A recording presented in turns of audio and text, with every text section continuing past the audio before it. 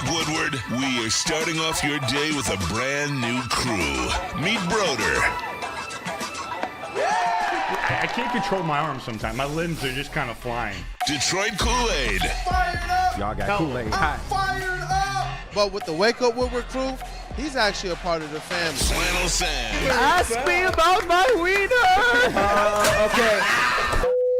Along with JB and KG. Wake Up Woodward gets you all of your Detroit sports talk. Every morning, 8 to 10 a.m. Live on Woodward Sports. A show for Detroit, by Detroit, with people from Detroit. Tell Siri to set an alarm, because it's time to Wake Up Woodward. Rebound, Paul Reed, back up and in. And Reed and Jordan Clarkson bump. And now Ronald Holland and Clarkson into it a little bit. George, they're just posing.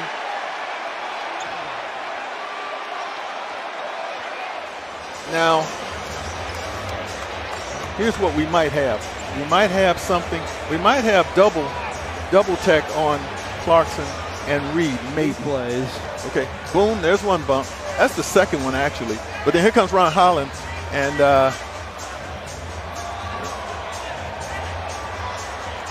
Clarkson's taking exception to the fact the rookie's coming after him.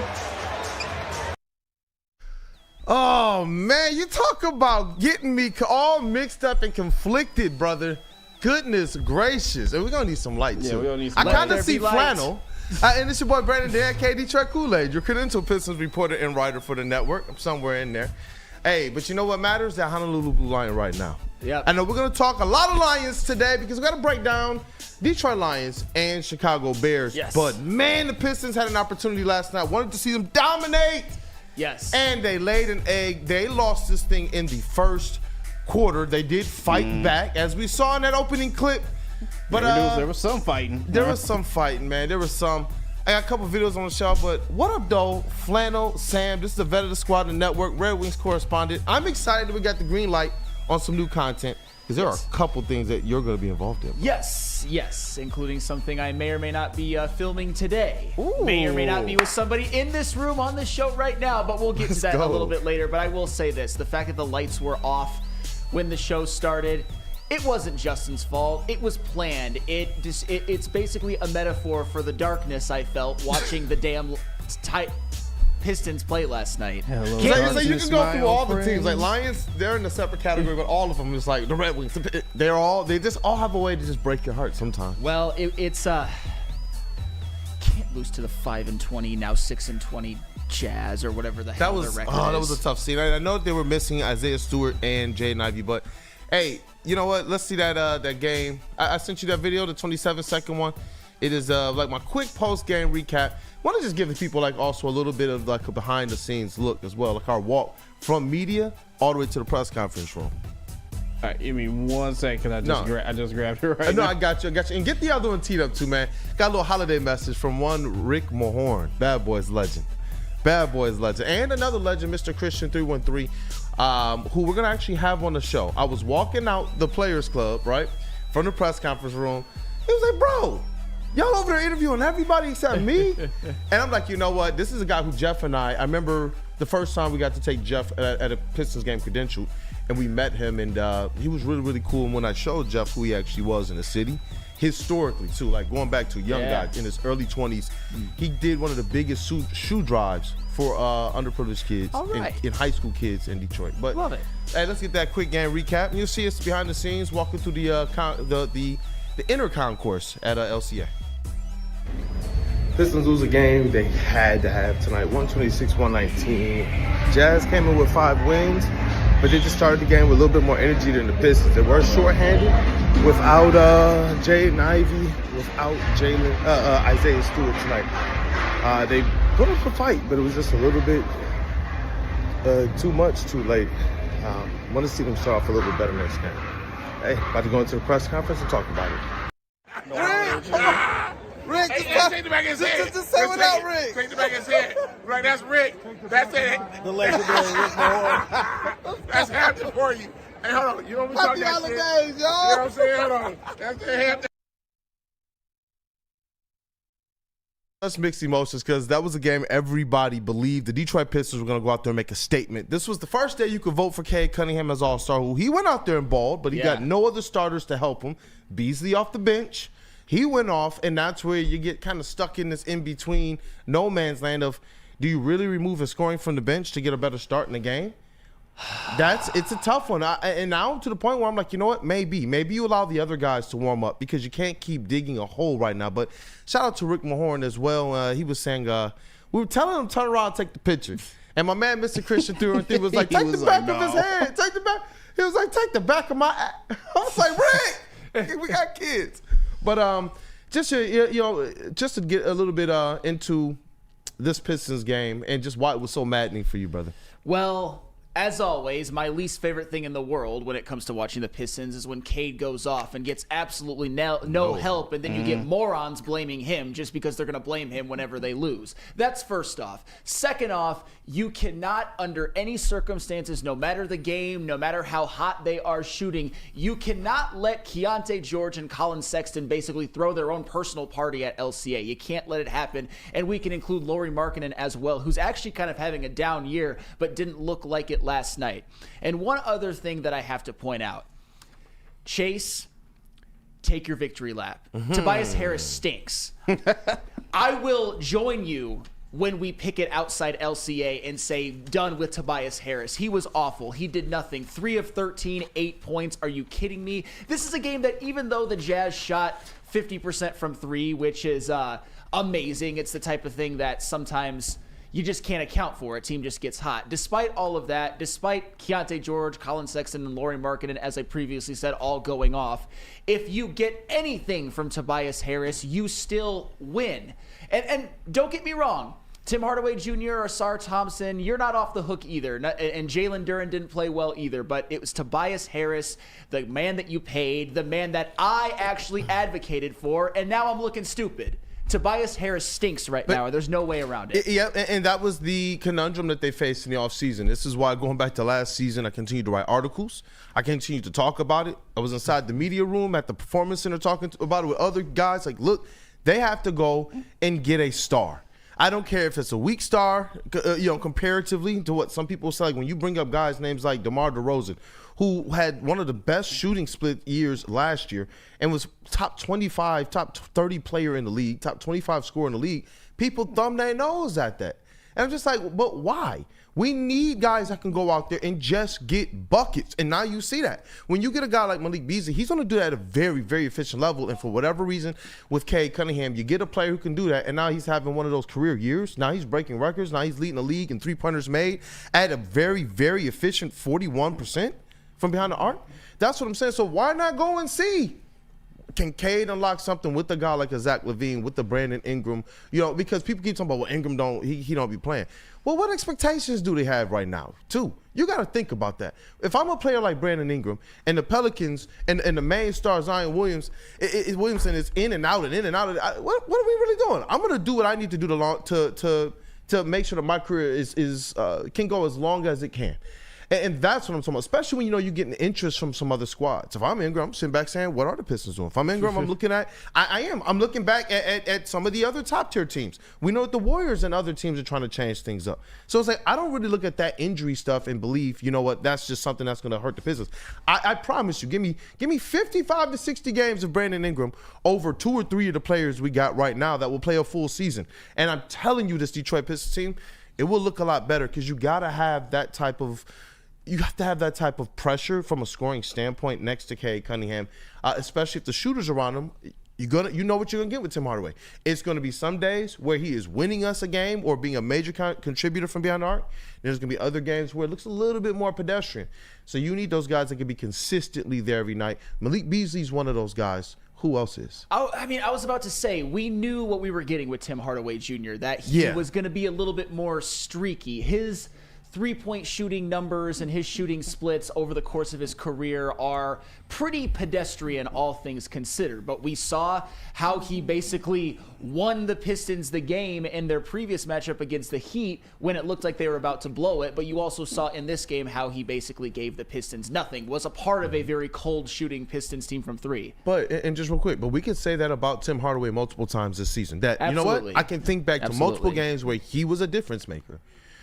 But then when I think about Tobias Harris, I'm sure he was. I don't want to short him, and I don't want to disrespect him. But can you think of the game where he was the guy? No. Can you think of multiple games where it's like, oh, yeah, I remember that game where Tobias Harris was the man because of this? Most people are going to think about the missed free throws, and I don't want to just center on that one thing because I do believe he has a big responsibility.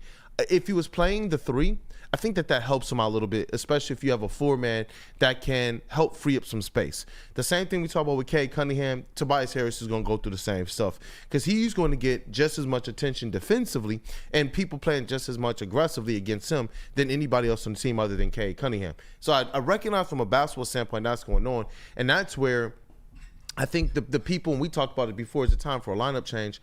That's where I believe you got to get a little bit more aggression around Tobias Harris, but you got to make sure that aggression is one that can also be efficient around him offensively, because when the defense crashes on him, it's not like his first step is getting faster.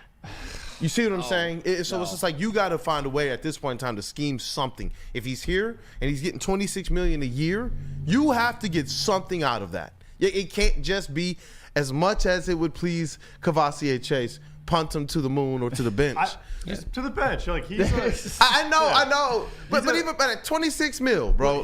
He's a serviceable seventh man, maybe a sixth man on a playoff team. But us trying to make him the second player on this Pistons team is insane. You're right. You're right. This is what we were preaching, that they need a scorer. Even with Jaden Ivey, I said I think he could be a 3. I think they still need to go get that 2, and Jalen Duren is a 4. That's when the Pistons are going to be a good team. And Tobias Harris, like you're saying, should just be. I'm hoping in 2 years, if he's that vet that they can go and say, you know what, bro, let's lock you up on something cheap. Because I like the way that he interacts with this squad. I like the way that they listen to him, and there are some of those intangibles. But with him starting right now, it is not efficient. I see JB is over there raring to go. And Woodward Sports MVP in the jumbo booth. What up, brother? I done told y'all. Hell, I told you before the season started that Tobias Harris was not it. I did not want him on this team, but everyone else around me was like, you know what? Give him another shot. Give him a chance. He seemed to improve a little bit more. And look at where we're at right now. Chase deserves his victory lap as well, too. But I tried to tell you guys, Tobias was not it, and I did not want him on this team. It's that usage rate. That's what it is right there, and the responsibility. And you know what? Because I don't want to fault the Pistons in this. I believe that they did take some necessary steps forward. You got to take a flyer. They took a flyer. And this Pistons team already has 11 wins versus 14 total last year, 17 total the year before that. So it's like, okay, I want to be able to be measured with Tobias Harris. Yes, that was a move that I believed at the very least was going to pay dividends from the shooting splits at the very least. But what we're seeing right now, it's not sustainable for the Detroit Pistons towards the success that they want to have. Tobias has to be consistent, and he has to be reliable, and he has to be one of those guys that the team, he has to know the team is going to look for him. Yeah. Think about when you get down the stretch of the game. We got a lot of young players who the promise has been, hey, we're going to learn to compete every night, but they haven't done that until this year. So now they're learning for the first time in their careers, outside of Cade Cunningham, what to do in these close game situations. If Tobias Harris, your highest paid vet, cannot get that done, if he can't be a prime example of that, I believe that is hurting the team more than anything else. He has to be able to, when that crunch time turns on, when it's winning time for those vets, he has to be kind of like, not go out there and hit 3 threes in a row, but the same impact that we know Tim Hardaway has had on several games this season. Tobias Harris was brought here to have that type of a game, more like 3 out of every 4 games. And right now he's having it 0 out of every game. All Tobias Harris had to do last night, and all Tobias Harris needs to do during situations like this, where you're facing disaster. And unfortunately for the Pistons, what actually happened last night was disaster. But when you're Tobias Harris, you've got to stabilize things. You've got to hit some big shots in the fourth quarter where, despite how poorly you've played as a team, you've got to still come away with a win over a 5-win Jazz team. Going 3 of 13 8 points against this Jazz team. Did you see the rebound numbers? Not good. 62 to 39. Terrible. This team has been a Terrible. good team at rebounding. Those team stats, if you look at them, the Detroit Pistons largely have been a really good team at that. But that's where I realized when you lose a guy like Jaden Ivey, you lose a guy like Isaiah Stewart, you're losing a lot of heart. No matter what people believe about what Jaden Ivey is or is not, I do believe that there's a lot of heart that Jaden Ivey brings to the table, and there's a lot of hustle. His defense has taken a little step forward, even though you want to see some different improvements or become more consistent on the offensive side of the ball. But you definitely missed their presences last night, and it's something you got to think about as you move forward in the season with the trade deadline approaching. Oh, yes. And speaking, when you mentioned the rebound numbers, I just keep thinking about that walking double-double that is Jalen Duren. Obviously, this is my sarcastic face. For 2 years, I've been, you know what? No. I won't go there. He got outplayed so noticeably by Paul Reed, it wasn't even funny. And you mentioned that in our group chat last night, and that's just unacceptable. Shout out to Paul Reed. Paul Reed actually was one of the standouts of the game, in my opinion. But you need more from Duren. Obviously, you need more from Tobias Harris. These are guys that you were counting on this year. Jalen Duren to maybe take a leap, and Tobias Harris to be one of your best scorers, your veteran presence, a guy that has played in a lot of big games and is supposed to be a leader during games like this, a game that you had to have, that you could have had, but you didn't. It's just unacceptable performance, and I hope that we don't look back at this game when the season's over and be like, man, the Pistons are a game or two out of the play-in. Only we won that Jazz game. I got to do something because, and I do believe this, that the Pistons, this is a bump in the road. When J.B. Bickerstaff stepped to the podium, and maybe I'll play some of the audio on Monday, he was heated. He was frustrated. Yeah. You could tell they were bothered by this. Malik Beasley was like, yeah, we're bothered by it. But you could tell Malik Beasley as a vet, it was like, nah. And some of the stuff he told me at the Kroger event the day before, he reiterated in this press conference as well. And that's where I'm like, you know what, this team I believe will be okay. Duren is still young. I do believe he'll learn. But like a lot of the other players on this team, I believe that the usage and the responsibility is above right now the skill level. Whether it's Duren who needs to develop more or Tobias who's in a slump, right now it's too much on these players. And that's when you see them drop games like this. They got, like, what did he say, J.B. Bickerstaff? We got punched in the mouth, and we just couldn't quite recover. We fought, but it was just too much, a little too much, too late. And that was the thing. You know, seeing a guy like Ron Holland, his fight, his trainer even hit me up. He was like, bro, I apologize. I was like, bro, whoa. Don't apologize to us, because I got to call this out. I saw Weezy D313 in there and say, bro, the fans came out. They showed up. Remember what we were saying? Pack it out. And they did show up last night. When I walked in and I saw that they were down that much, Weezy D313, this always freaking happens. LCA was on fire last night. The city came out for some BS to start the game. And that broke my heart.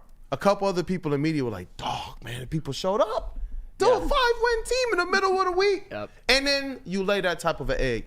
These are the types of things, and I've talked about it in other stream where, you know what, fans are a little bit stung. I do still believe, though, that this squad, they're going to get it, man. Like I said, 11 wins through a little bit of a gauntlet of a schedule. Now they got this 4-game road trip. Yeah, that's why you had to have that one. I hope that you're right. I hope that they're going to end up okay. But last night, they didn't just get punched in the mouth. They got D-Mac, Claude Lemieux turned in the mouth. A 29-point end of first quarter deficit. That's impossible. It's not. It happened. I think you might agree with this. Jordan Lionheart, I'd be pissed if I was Cade right now. Oh, absolutely. That's how the All-Star As a campaign Cade stan, starts. I'm pissed because he played All-Star level basketball last night, as he always does, and he got no help. Oh, yeah, we got our No paint help. protector now. We have our rim protector. Cade Cunningham, 4 blocks. 4 blocks. Yep.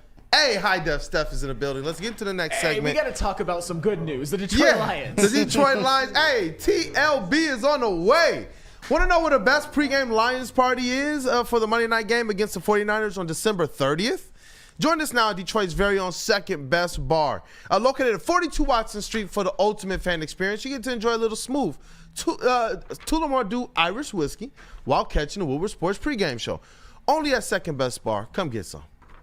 Walk into any Lady Jane's Haircuts for Men today. Open 7 days a week. Sit back, relax, and enjoy precision haircut, scalp massage, hot leather neck shave, and hot towel treatment from one of our talented stylists. Step up your game this season and take advantage of our $20 haircut special. Scan the QR code and get your coupon today. Lady Jane's Haircuts for Men, the ultimate haircut experience. Open 7 days a week. Walk-ins always welcome. Lady Jane's Haircuts for Men, it's wicked awesome.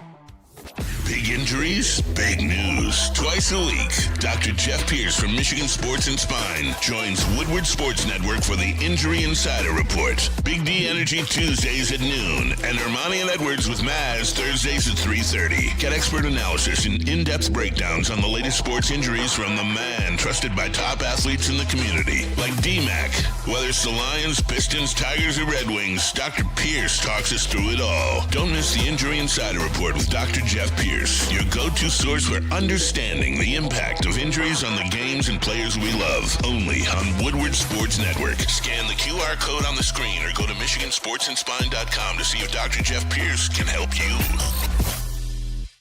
Stop searching for a vehicle and start finding one. Les Stanford Chevrolet Cadillac makes it easy. We harness the power of multiple dealerships and own the biggest selection of GM brands in the area to get you the car you need. With the Les Stanford Group, you'll have access to 4 different dealerships, providing you with more makes, more models, and more choices. We're connected to more than 1,000 vehicles, and with so many high-quality CPO vehicles available, you'll find new car quality at pre-owned prices. You can start and end your search at lesstanford.com today.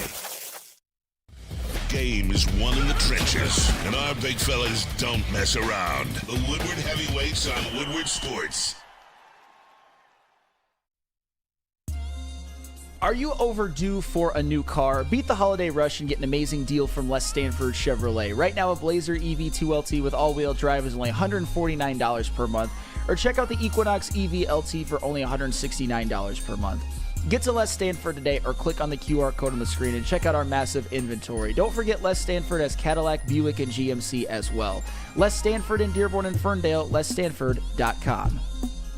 And what up, though, people? We are back. It is Wake Up Woodward. Again, it's your boy Brandon, a.k.a. Detroit Kool-Aid. We got Flannel Sam down there, the vet of the squad and the network. And let me introduce the rest of the cast. I know you've heard from a little bit already. Kavasi Chase was here. He will be back. Shout out to our brother, Matthew Broder, and our brother, KG. He's going to be out today.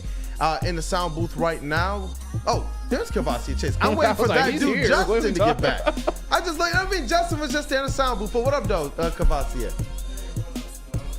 You got to unmute yourself. Sorry, I'm hopping in for Justin for a sec. What's going on? How's it going? Hope it's a good start to everybody's Friday. We just got joined by DJ High Def Steph. You guys saw before the break, so. Yeah, hey. Holiday weekend, everybody. There we go. Hey, High Def Steph. Hey, show the people that hoodie, bro. You guys already know. If you don't know, DJ High Def Steph. Hey, definitely a national DJ. Have you gotten around the world? Have you DJ anywhere outside of the U.S.? Oh, yeah. International DJ. There absolutely. you go. Antigua just in October. Grenada last year. So, some Caribbean islands for you guys don't know where those are. Yeah, very warm and tropical, yeah. Yeah, if you get to the Pistons games, you will see them on the concourse. You are on which entrance again? By the team store entrance. So that'd be the southwest entrance, I believe. Yeah, and it's an awesome time. And there were people that entered the chats later like, yo, thank you guys for putting us on to his talent. People said that, you know what, they had been to games, but they don't go to that entrance. But after seeing the show, they said they went over there and they said, what's up? You got to come through that entrance, and you got to get there when the doors open. So usually pregame, those 90 minutes before tip-off, they do a lot of stuff on the concourse. Sometimes they'll have people drawing caricatures and stuff for kids. You have stickers, all types of giveaways and stuff like that. So, yeah, I definitely recommend people pull up, 90 minutes before tip-off, almost at kickoff. And just have a good time. Usually they had discounts in the team store and stuff like that, and you get hoodies like this. Yeah, yeah, definitely. Can't get this one anymore, but Yeah. And Steph, I'm telling you guys, man, Steph, he's good for making sure if you guys want to take a picture, get some content, Steph is always the man, bro, at those games. Yeah. So official. Steph love the kids too. Yeah. So come up, take some pictures with the dancer, the dance team, and Extreme Team, the JIT team. When they're up there, it's a lot of fun. It's really a show for those 90 minutes before tip-off. Yep. Yeah. And now we got to get into this Lions talk, because that's the thing. Even though we know each other from the Pistons world, we love these Lions, man. I love the Lions, man. It's you know what? There is a little bit of optimism, and this is why with this Lions team, they have found ways to just overcome all season. Yeah. Even certain aspects of injuries. And now the latest news is that David Montgomery, he went to get second and third opinions. And the news came back that he actually can have an opportunity to come back depending on how far the Detroit Lions go in the playoffs. It does put a whole lot more importance on if you can go and lock down that number 1 overall seed, because we know he's not the only one who the Detroit Lions are hoping to have return. Yeah. We heard Dr. Pierce talk about Alex Anzalone being a guy who, might be able to return before even the end of the season. So, you know what? The Lions might be able to get some reinforcements from some very, very, very crucial and important positions on the field. I think Alex Anzalone would be huge, but David Montgomery, that was a little bit of a surprise. That was. And I'll tell you what, and I know we all experienced it, the period of Sunday night and Monday during the day as, the Lions took the L, and then you kept hearing more about injuries, like Lee McNeil is definitely season ending, Carlton Davis could be, and it looked like David Montgomery's was season ending, but it was first reported by Ian Rappaport. I want to go back to the original X post. After Lions running back David Montgomery spent the last few days consulting with medical experts, sources are now optimistic that the star avoided the season ending surgery that was initially feared. Montgomery will rehab with the hope that he can return at some point this postseason, and there's the graphic that we made at Woodward Sports, and that's, you keep getting glimmers of good news. It started with the Iffy, and he fully practiced, and his practice time clock is back on. He's a reinforcement that the Lions could certainly use. And David Montgomery, man, I understand that Jahmyr Gibbs, I think, can steady the ship and do his job and keep the running game humming at a certain level just by himself because of how good that he is. But in order for this team to really maximize their potential, they're going to need David Montgomery to contribute. And now there's the hope that he possibly can, especially if, just imagine this scenario. Imagine that the Lions can hold on to the 1 seed. Yeah. And then you get that extra week of rest. And in the divisional round playoff game, David Montgomery comes running out of the tunnel with an opportunity to join his partner Jahmyr Gibbs in the backfield to recreate maybe the best running back duo we've ever seen in real time. That's what I want to see, and that should be the motivation for the Lions to continue to steady the ship despite these injuries. Of course, I was waiting for you to finish that statement because I was about to say they are definitely the best running back duo in the NFL this year. Certainly this year. And then where you took it was it got me even more fired up. And when you talk about David Montgomery coming back, do I believe that Jahmyr Gibbs can handle the burden of a number 1 back? I do. But what's so special about this tandem is that they are both great running backs. It allows Jahmyr Gibbs to be fresh in the second half of the game when defenders are starting to have their hands on their knees, when the defenders are starting to figure out where can they get that extra breath from, when you see defenders on the sideline chugging the water, when you see them during the break doing all of this. That's when, think about some of those games with Jahmyr Gibbs and think about some of those runs. That's where you see him really start to dice things up. It's generally in the beginning of the game where he's catching his first couple runs where it's just a change of pace between he and David Montgomery, because David Montgomery will lead the first couple drives. Then boom, Jahmyr Gibbs. Then in the second half of the game, you have a more tired defense and you have a more fresh Jahmyr Gibbs. That's what I'm looking for. That rotation and that tandem that keeps them both in a position where they can do what they do best a lot more in the game and a lot further into the game, especially when it's winning time. Absolutely. And let's just be honest. The Lions, even before David Montgomery and, of course, Aleem and Carlton Davis, which I hate to belabor, but it is important. Even before the whole David Montgomery injury happened, the Lions were continuing to take on what seemingly were devastating injuries as the season went on, to the likes of guys like Anzalone and Aiden Hutchinson and Davenport and Malcolm Rodriguez. One of the reasons, in my opinion, why the Lions were able to continue to play so well and go 8-0 in the first 8 games without Aiden Hutchinson is because of the heroics of Sonic and Knuckles, because they were the best running back duo in the NFL, because they are maybe the best running back duo we've ever seen, at least in a vacuum. And David Montgomery, I love Gibbs. I think he's the better back. I think he's a top 5 back in the league. But David Montgomery, as I said the other day, in half of the games this season, he has led the team in rushing yards. He leads the team in rushing touchdowns. He led the team in rushing yards during both of their wins against the Packers and in the previous matchup against the Bears. David Montgomery has also added a pass-catching element to his game that he did not have last year. Mm-hmm. And I'm not saying that to make you depressed and that we're not going to have him for the rest of the regular season. I'm saying that to further the point that we might have this guy back in the playoffs, and that could be the difference in a game. In a playoff game, the margins of error are very, very thin. And if you need David Montgomery to even pick up like a 4th and 1 to seal a game or to continue a drive, that's the guy you want on the field, with all due respect, of course, to Jahmyr Gibbs. Yeah, because we talk about all the time the fact that you not only have to scheme for these players, but football is also a psychological and a mental game just as much as it is a physical game. And the Detroit Lions have been a team that's gotten other squads, their opponents, off kilter. You got teams talking about them weeks before we play them.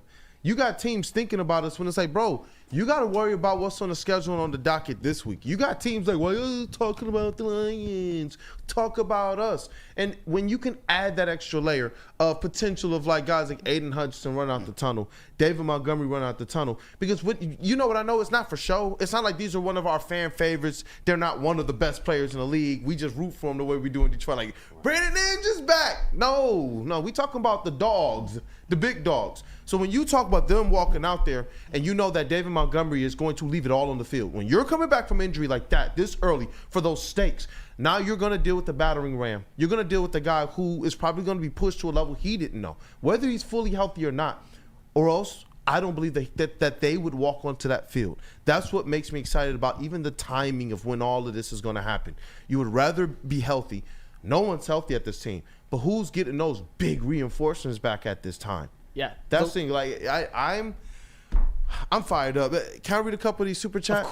Of course. Ed O'Neill, 199. He says, "Bring me Caleb Belt too." I like this. Hey. He even he put the stars there. A star. I know what you mean. Belt to tail incoming. LFG Kool-Aid. Thank you, man. Thank you, guys. Let me see here. Burn, $5 super chat as well. I feel like this team captures the spirit of Detroit, going from the nation's darlings to everyone trying to give up on them. They're not out yet. And that is the spirit of Detroit, man. How many times like you talk about Jared Goff and people say, man, he was left for dead. Man, look at that renaissance. Yeah, story of Detroit. That's why he fits so well. That's why I can't. When you got a guy like Dan Campbell who said specifically this team is going to be made literally in the spirit of Detroit. It's going to resemble the city. It's going to resemble their grit. All the things we talk about the Lions, he actually said, we get that from them. I've been here before. Yep. That's what I love about this squad, and it's not fake. We keep talking about it. Even though they can put it on a shirt, it's selling because we know it's real. And so you can never count that out because we know what that's like. And I know it's just sports. But let's be for real. When they say, hey, man, when the team is winning, it's lifting the city, it's bringing people together, for better or worse, if that's the thing that gets it done, and I don't care how trivial people think it is, it is. So I want to see them go out there and continue to capitalize on all those things that identify with us as in the city as well, because that to me is why you got people all over this country following this team and the craze. And even when people want to kick a little dirt, it's just like, come on, bro, we're used to that. Let's go. This is how we're made. This is how we get it. 100%. And that's what pumps me up about these Lions, man. This pumps me up. Hey. How could you not be? And with the reinforcements that the Lions could end up getting, that should be extra motivation for the other players out there on the field. If they can just get there, if they can just get that 1 seed, obviously they're going to go to the playoffs. You're looking at Alex Anzalone coming back in a couple of weeks. You're looking at David Montgomery. You're looking at potentially not having to play a playoff game in which you're missing David Montgomery. You're looking at potentially getting Carlton Davis back for the Super Bowl, and maybe even Aiden Hutchinson. He certainly thinks so. So maybe if they can survive in advance and continue to win the war of attrition, you might get those reinforcements back, and by the time of the NFC Championship game or the Super Bowl, should the Lions get there, maybe they're not looking so depleted anymore. How can that not be the best form of motivation? I like a smiling flannel. I just do. I'm trying to bring the cheese. When he's smiling, it puts me even more less angst. Hey. And you know what? When you see guys like Dan Campbell, Jared Goff, and Aaron Glenn, we've heard from all three of them in the last week and a half. You're three leaders, right? And even Ben Johnson. These guys are not shaken. They are not rattled. Aaron Glenn did this last year. And I remember when he stepped to the podium, like, man, we got enough. Are you serious? And it was just like, man, Aaron Glenn, you better make sure you got enough. Because right now it's Kendall Vildor and Jerry Jacobs back there down the stretch of the season. And then if he came back, Malcolm Rodriguez, other people stepped up and they said, whoa, what's going on here? And now he's stepping to the podium again like Like, this is for y'all. Y'all want to trip? Y'all want to count us out? Y'all want to doubt us? That's for y'all. That's not for us. That's not for us. And then these messages continue to send shockwaves across even the national media. You know, because this is why now when we're wondering how are our coaches popping up in all of these other surveys from players not on our squad us, we want to play for those guys. Aaron Glenn was number one. Now when he steps to the podium, I'm like, dang, I get it. When you see that mixed with the results, which is what Jared Goff said too. He just had he said, look, he stepped to the podium. He said, why do I believe? Why am I cool, calm, and collected? Why do I believe when Dan Campbell was saying?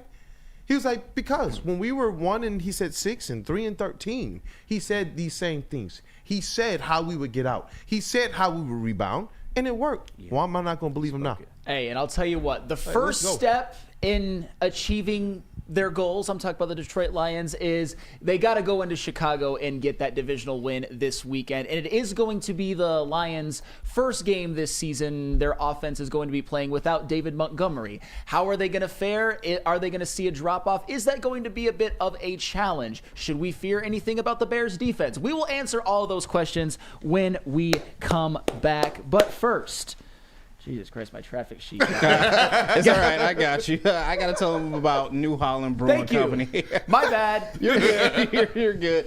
New Holland Brewing Company. What's in my bag today, boys? It's that Tangerine Space Machine, the new easy drinking IPA that is out of this world. It's smooth, it's juicy with refreshing crushability. Take your taste buds to the moon with the Tangerine Space Machine. Grab yourself a can of this intergalactic haze of goodness today. And I don't know if you guys know this, but this is the official beer of outer space. It's on tap on the moon right now that Tobias Harris is probably going to get pointed to. Just saying. Brewed by New Holland Brewing Company, straight out of Holland, Michigan, so you can support locally as well, too. It's the Tangerine Space Machine. Go and grab yourself a case today. That footage last night to the moon, Pistons.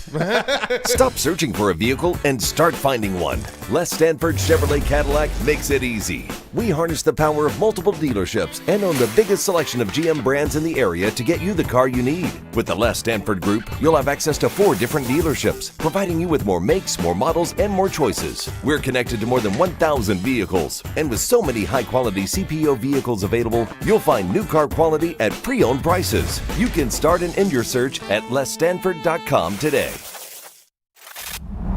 Love Woodward Sports? Love wearing clothes? Then you should be wearing Woodward Sports clothes. Check out our full line of merch at woodwardsports.com. Just click on shop. We have all your favorite designs, like Dan Campbell kneecaps, Woodward golf, and of course, our own logoed out merchandise. Men, women, infants, kids all love Woodward Sports. Impress your friends. Impress your boss. Impress your dog. Buy Woodward Sports merch today.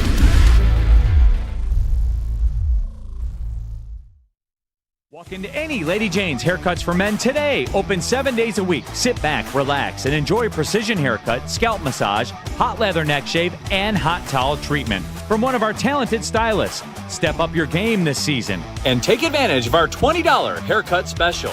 Scan the QR code and get your coupon today. Lady Jane's Haircuts for Men, the ultimate haircut experience. Open 7 days a week. Walk-ins always welcome. Lady Jane's Haircuts for Men. It's wicked awesome.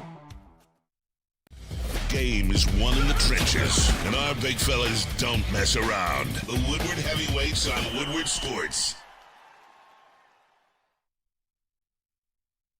Hey, it's Planet Fitness, fitness that fits your budget. They have 50-plus Metro Detroit locations. They have the cheap memberships that are only $15 a month, where if you just have a home gym that you want to work at, you can have access to that, all of their equipment and whatnot, and you can get in shape for the holiday season, the New Year's, or Beachbody season, which will be here before you know it. Or you could upgrade to the Black Card membership to where you could have access to any Planet Fitness across the United States. So whether you're on the other side of town, whether you're out of town visiting relatives, friends, or just on some sort of trip, there's no excuse not to get your workout in at Planet Fitness. It's Planet Fitness, where your fitness is essential. Essential, like getting this dub over the Bears. You know what else is essential? Chat family, if you can kindly please not just hit that like button, but today hit the like button and put FTB in the chat. Justin, would you like to remind the people what FTB stands for? I mean, I am trying to stop swearing on air, but It means fuck the Bears. Hey! I'm sorry, brother. I didn't know. So I was put that Justin. pressure on you.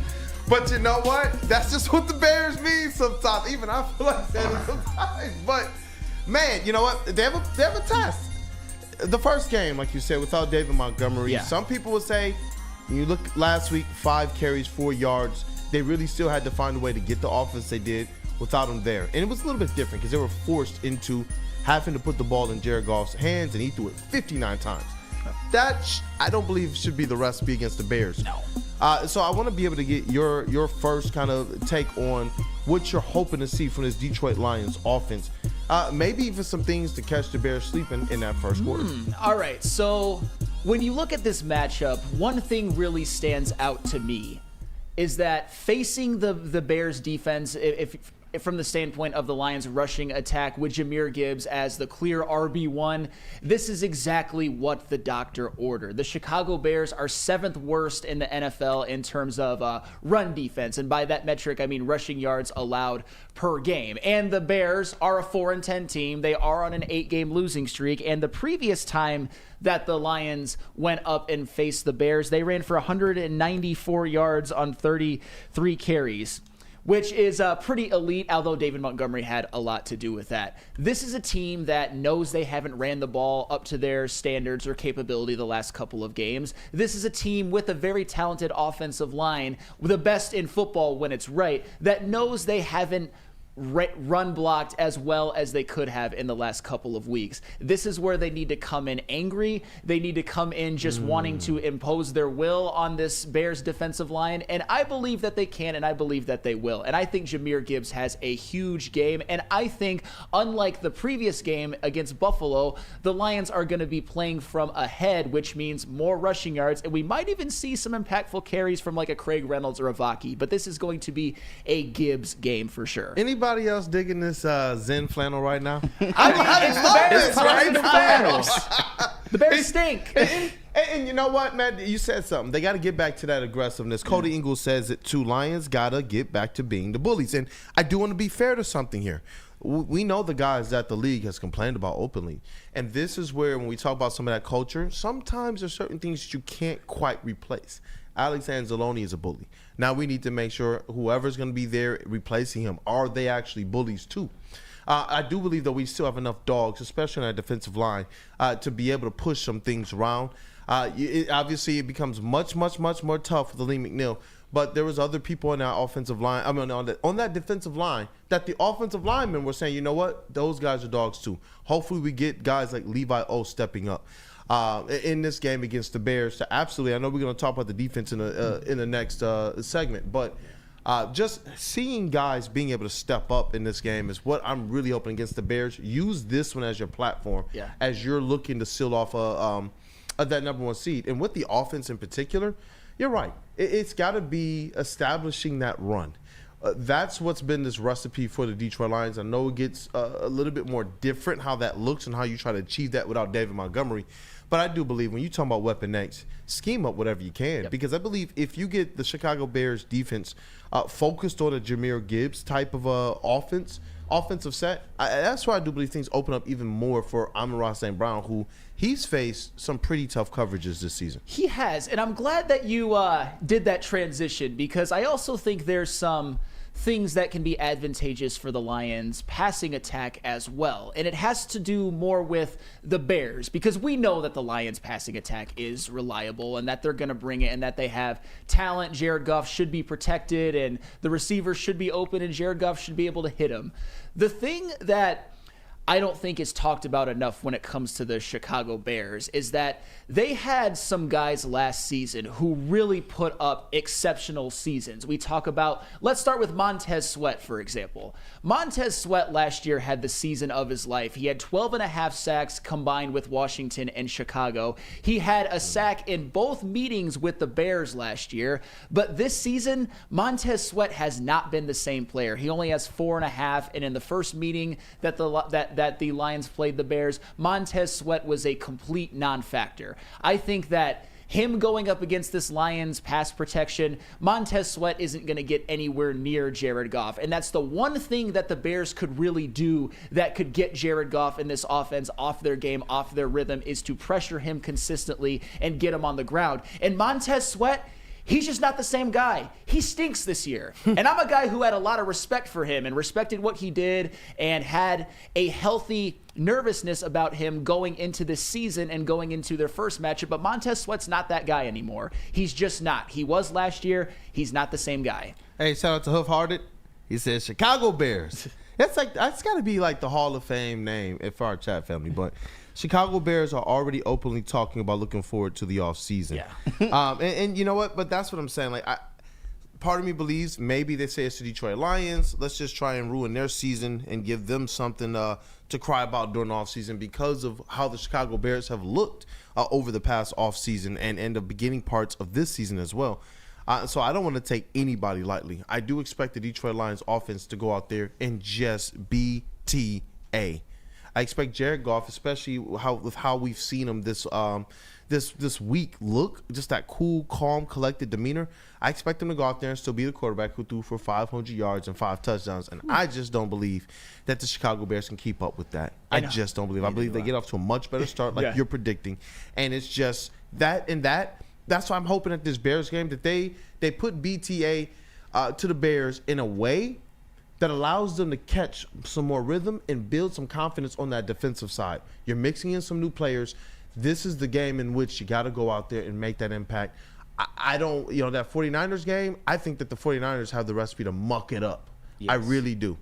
But against the Bears, use this as a platform. Yeah, and it's funny because we talk about Jared Goff's game last week. I hope actually that he maybe has to throw 25, 26 passes, maybe 270, a couple of touchdowns, and then Gibbs gets it going on the ground as well, and they're more a balanced attack. And I know we all hope that. But I also get that your point is Jared Goff, he's capable of having one of those games when there's no running game and if they have to play from behind, which is why the Bears are exactly what the doctor ordered. And another player on the Bears defense who has had a bit of a regression this year, who was an absolute demon last year and was a problem for the Lions, is one Mr. Jalen Johnson. Last year, Jalen Johnson, in my opinion, was the best cornerback in the NFL. And he got paid like the best cornerback in the NFL. And this season, Jalen Johnson, he hasn't been bad, but he hasn't been that lockdown prime Darrelle Revis style corner. Last season,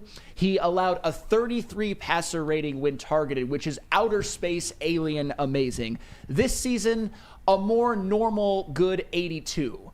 So my point is that Jalen Johnson, he's not that lockdown corner which he was last year. And in the previous matchup in which the Lions played the Bears, just like Montez Sweat, Jalen Johnson was a non-factor. These are guys that the Bears were counting on to be elite, and they have not been. And I don't think they will be elite this weekend, neither Sweat nor Jalen Johnson. Yeah, and because I'm seeing some people in the chat and their concerns of that nature, they're worried about potentially the location. How do you feeling about that?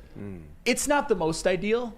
I will say that. And the weather this weekend. It's supposed to be wet. Yeah. It's supposed to be cold. And what I mean by Jared Goff being that 505 touchdown guy, not necessarily the stats, but he just wasn't rattled. He was that guy that went out there and they said, can you execute? Yes, execute. And this year even, going in certain outdoor elements, it wasn't as cold, but he has performed. And going into Lambeau, that's where I'm looking at too. He was going into Lambeau a couple times now, and he's done that deal. So going into Soldier Field, know that it might be a little bit of weather, but Jared Goff has shown me that he can go out there and still handle that. Yeah, believe it or not, I actually it's not that hard to believe. I think that the weather might have, or the cold might have even more impact on the Bears because the Lions will be able to run the football more effectively than the Bears will. And Caleb Williams this season is getting his first introduction to playing home games at Soldier Field in the cold. He was at USC the previous couple of seasons. I know he did a year at Oklahoma, but Caleb Williams, despite being the Bears quarterback, this is his first experience into these really cold weather home games, at least that he's had in a while. And I think it's going to take him a couple of years before he gets the California out of him and becomes a true Bear. So I think the weather, it actually might be an advantage for the Lions. Do I think that would make it so that Jared Goff maybe doesn't put up monster numbers and they still win? Sure. But who cares? They're going to run the football, they're going to get the lead, and Jared Goff is going to play clean, no matter the weather, no matter the cold. Monster numbers for Jared Goff, though. Joshua Black. Give me Goff. 7 touchdowns, 600 yards. 600 yards. I mean, FTB. What up, though, Steph? What's up, man? You know what I think? Lions offense, bro. Look, man, Sam took it from me. I think the weather is sort of going to be like the 12th man on defense for us. So I hope that, I hope that it's cold. I hope that it's windy. I hope that we don't have to throw the ball a lot. And if we don't have to throw the ball a lot, certainly we can still run the ball. All things considered how poorly we played last week, we still put up 40 points. So I think we'll be all right. And I think what Sam said to his point about Caleb Williams sort of being a California baby and not used to the cold, that's going to affect him this week. Yeah, I'm looking forward to it, too, because I know that Jared Goff, they say he's a California baby, but it don't show no more, man. He look like he fits in right here in the great state of pure Michigan. And you know what, man? I'm looking forward to the offense, the running game looking better, especially in the inclement weather. But Goff being that guy back to what we remember being perfect Goff. I expect, like, you know what? All right, a game like that. 3rd and 4, boom, passes on the money. Like I expect that type of game from him, where it's surgical, where he's looking at where he's on the bench upset. Yeah. Like y'all remember the game after the Texans win, and he was like just going ham, and he was on the bench still like sad. Right. It's like I expect that Jared Goff. Yeah, so do I. I think that they have a unique opportunity this week, given that we didn't really play that well in the second half of the Bears game the last time we played them, and it was sort of close. And some people say that we only won that game because the coach made such a terrible, disastrous non-timeout. Okay. Fine. So this week, if we go out there and BTA, like you and the chat is saying, and we, open and drive, touchdown, and it's touchdown, and we really beat the brakes off of them, I think that resets the narrative nationally to be like, okay, maybe the Lions are still who we thought they were for the last 13 weeks or something like that. I like that. Yeah, we go out there and we beat the brakes off them, the whole conversation changes again. You know how this thing goes, man. It's week to week. Let's go, bro. You get me It's fired week up, to bro. week, man. And if there's ever a game that's a do it for Monty game, if you're the offense, it's this one against the Bears in their home. I'd rather look. Obviously, you don't want anybody hurt at all throughout the year. You want to be completely healthy. Yep. But we're gonna get some guys back, right? Like this is what we said last weekend when we were here, that we were getting some guys back. They got hurt. Okay, now if Anzalone comes back before the end of the year, as long as they get like a tune-up game, that last game of the year, given that we lost last week, it's going to matter against Minnesota. Unless Minnesota loses or something like that in the next two. I don't see it happening.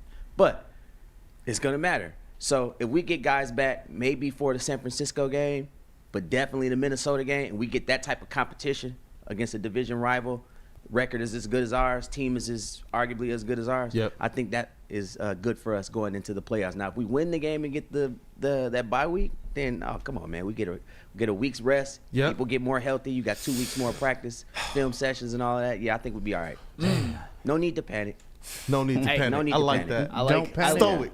Yes, stoicism is sometimes needed in times like these. And speaking of tests that the Lions are going to face, even though it's the Bears, they are going to be without Aleem McNeil and Carlton Davis. The first time we're going to have neither of them for a full game this year. And I want to discuss and maybe preview how I think the game is going to go, what advantages or disadvantages the Lions and the Bears might have, and get everybody's opinion in the room and in the chat as well. But first, I have to tell you about Woodward and Main and the post-game show. Woodward and Main, hosted by Terry Foster and Matt Broder, sponsored by Sabbath Coffee Roasters and Tullamore Dew Irish Whiskey and Tangerine Space Machine. They bring you the best pregame coverage. Actually, not even pregame. The pregame before the pregame and the pregame to Wake Up Woodward in the days after the game. Terry Fusser and Matt Broder, they have two different styles. They're kind of at two different stages in their careers, but they make for a hell of a duo. And speaking of duos, how about the pre-game show, the New Holland Brewing pre-game show hosted by these extraordinary gentlemen right there. Oh. That unfortunately was Jazz fans after last night, but that is all well, and that's all. That was actually Keontae George, seeing how open he was all the time. But that's neither here nor there. Hopefully the Pistons will bounce back. But these two guys, they give you the best pregame coverage that you will see when it comes to the Lions previewing the game, injuries, a lot of ish talk as well. That is for damn sure. But you know what? The Lions are 12-2. Who can blame them? It's the Woodward and Maine and the New Holland pregame show. Get energized for the holidays during the 12 Days of Fitness at Planet Fitness. Now through December 20th, join for $1 down, $15 a month. And recharge this holiday season and beyond in the clean and spacious judgment-free zone, filled with equipment for every workout. Stay motivated with free fitness training and lots more. Celebrate the 12 Days of Fitness at Planet Fitness. Join for $1 down, $15 a month. Hurry! Offer ends December 20th. The Super Bowl parade in Detroit will be one for the record books. Detroit just does it different. Woodward Sports, your official Super Bowl or Bust Lions network.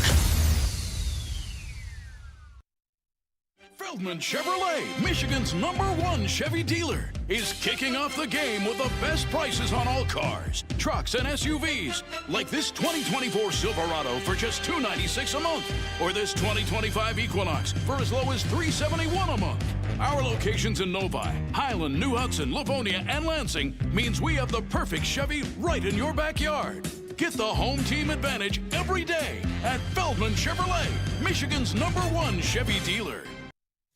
The bad boys from the NFL are here. Your 2024 Detroit Lions are the hardest hitting, highest flying, trickiest playing, grittiest team in the NFL. A dominant team. Get all your coverage of your favorite team right here in your favorite network. Woodward Sports. Dealing with divorce, child custody, visitation, or other family law issues, Kevin and Catherine at KDK Law in Birmingham will have your back. With 10-plus years of experience and 24/7 availability, scan the QR code on the screen or call 248-971-0476. Say Woodward Sports sent you and KDK will pay your filing fee. KDK Law, they've got your back. KDK Law got your back, and you know what? This week, I believe the Detroit Lions defense is going to have the offense's back. I just do.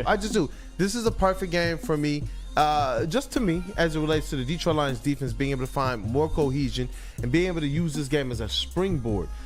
Caleb Williams, you've seen all the pictures and the memes going around. My man looked like somebody unplugged the controller on the bench. He was just like, I'll try if I can find that picture somewhere. Definitely find that picture for the people, man. Anything we can do, because it's Pep Rally Friday. It's the last show before the Detroit Lions game, and we're breaking down how we believe this Detroit Lions defense is going to fare against Caleb Williams and the Chicago Bears offense. Yes. And you know what, man? I do believe that we're going to see a performance that's going to restore a lot of faith in this team among the Detroit faithful. That's what the Bears are here for, right? That's what much rather be playing them than like the Kansas City Chiefs, for example. This is the perfect time to play the Chicago Bears. And there's two things that really stand out to me when it comes to this matchup of the Lions defense versus the Bears offense. One thing that stands out, and the Lions helped contribute to this in the first matchup, is that Caleb Williams is far and away the most sacked quarterback in the NFL this season. I actually kind of don't blame him for this, because when you hear these numbers, he's been sacked 58 times this year. The next closest is CJ Stroud at 45. Caleb Williams he's got a bad combination of offensive line, which is below average, and he really holds onto the ball a long time too much, trying to make plays when he could just take the easier throw or maybe throw it away. So that's led to him being sacked 58 times. And the first time that the Lions faced the Bears, they sacked They sacked Caleb Williams 5 times. And if you want more good news about that, is that the 5 sacks that the Lions did get came from guys who are going to be on the field this weekend. 2 from DJ Reader, 1.5 from Zadarius Smith, 1 from Al-Qadim Muhammad, and a half a sack from Ezekiel Turner. I think this is one of the games where you can withstand a loss of Aleem McNeil. Obviously, Aleem McNeil is going to be missed in tougher games, but I think this is one in which the Lions can get pressure on Caleb Williams, get him on the ground, hit him. But the key is, with this matchup, with Caleb Williams as somebody who likes to play backyard football, you need to be disciplined. Don't over-pursue. Don't lose contain. Use blitzing, just get after him. Get to the point where if pressure's coming up the middle, he tries to go to his right, there's somebody else there. He tries to go to his left, there's somebody else there. Do not let Caleb Williams play backyard football and make those crazy plays. Be disciplined, be ferocious, get him on the ground as often as possible, because Caleb Williams is used to that this year. Make him start to see ghosts, which I don't even blame him for, by the way, but add to that, hopefully maybe by the end of this game, Caleb Williams has been sacked 65 times or something like that. Sheesh, man. And you know what? That's where, with the Detroit Lions defense, I'm really looking forward to seeing what they do with those linebackers. If you looked at Calvin Shepard, shout out to KG, his doppelganger. Last game, he was pretty heated on the sidelines. And that's where you can really get hurt with the ability that Caleb Williams has to be able to break containment. He can get himself into trouble, which is what I do believe this Detroit Lions, that they're going to set him up to put himself into trouble. And that's where it's important for the Detroit Lions, if they can rush for. Oh, yeah, and that's where I want to get your comments on this, as well as you that I do, Justin.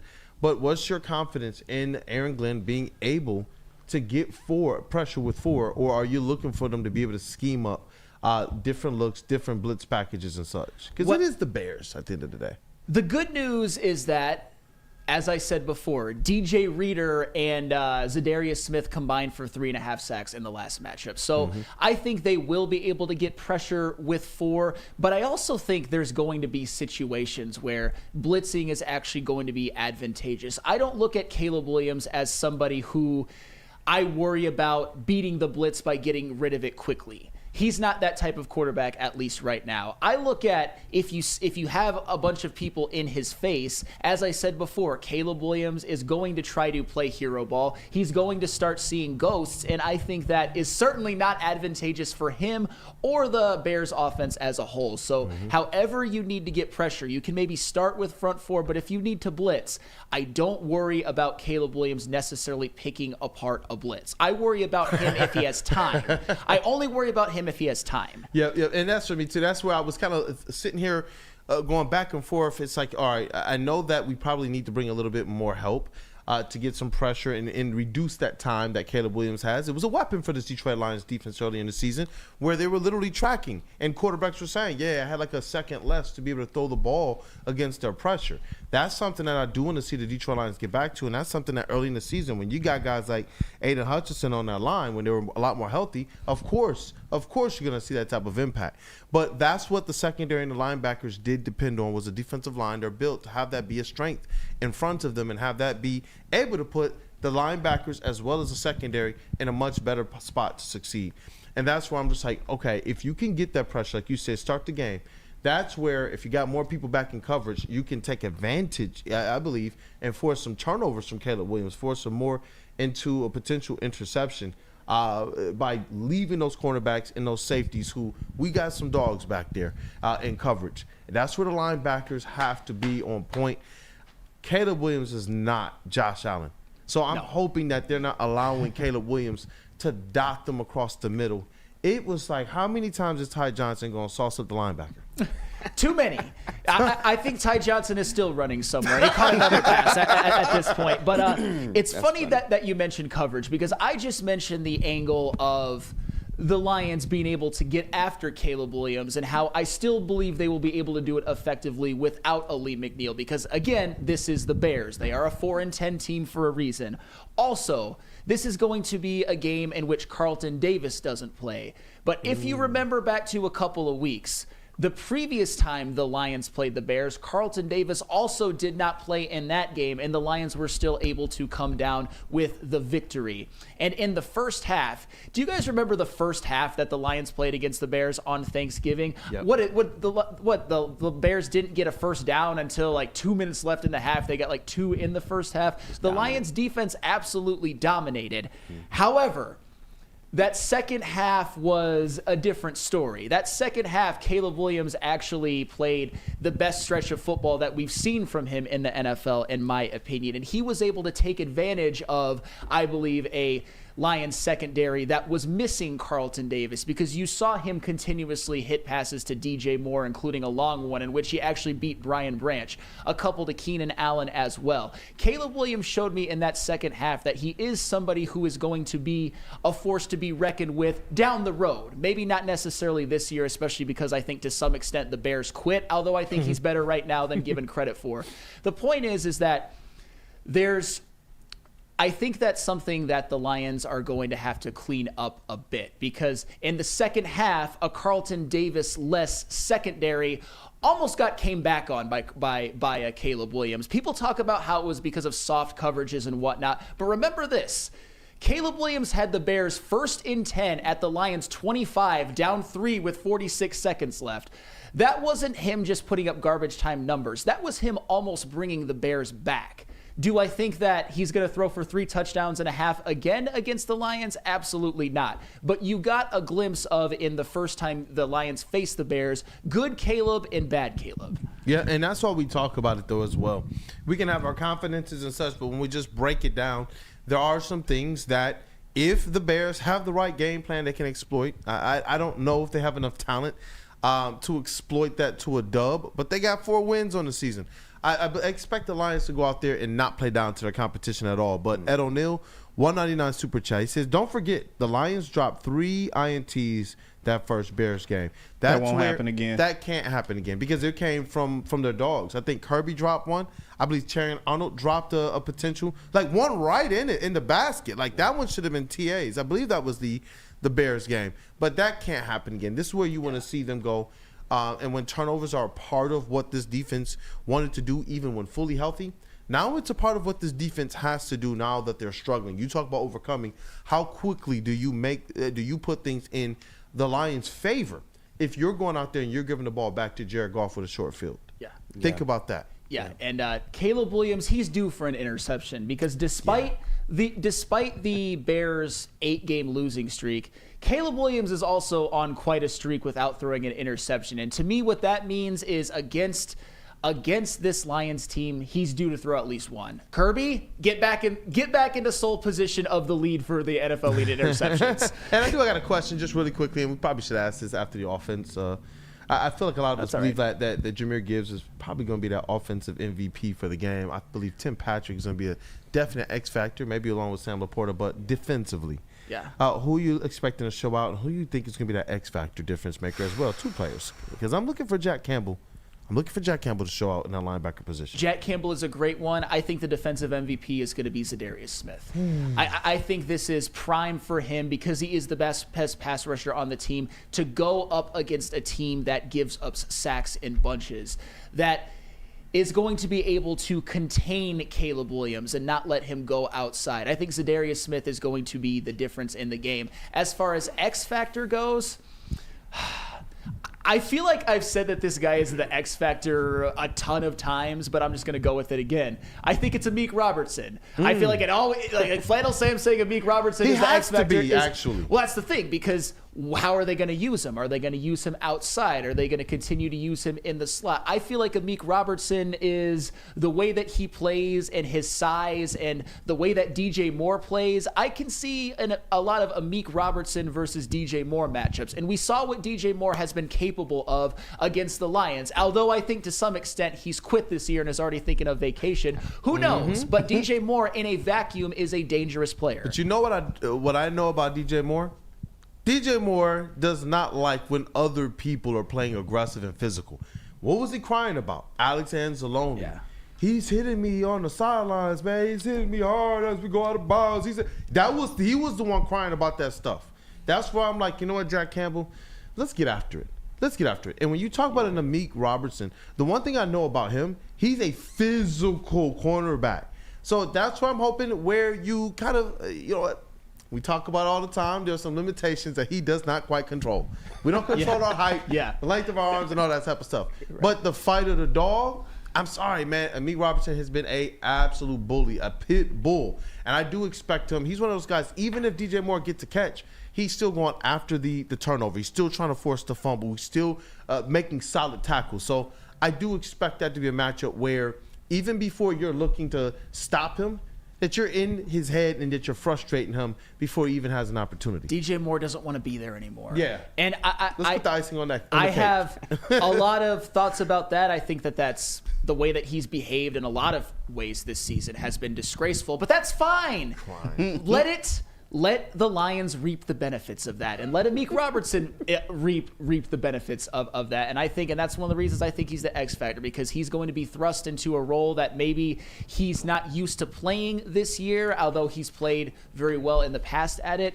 And in a secondary without Terrion Arnold, you need a fellow veteran to step up, and I think that's why Amik Robertson is my X factor. Let's go. And I want to be able to ask the rest of the crew this on the other side of the segment, because I know we're going to get into our bold statements. To say it with your chest. Yes. A bold statement about the Detroit Lions and the Chicago Bears game. But first, walk in any Lady Jane's Haircuts for Men today. Open 7 days a week. Sit back, relax, and enjoy a $20 haircut special with scalp massage, a hot lather neck shave, and a hot towel treatment. Somewhere KG is. I just hear KG talking about leather right now. But you know what? Take advantage of our $20 haircut special. Just scan the QR code and get your coupon today. Lady Jane's Haircuts for Men.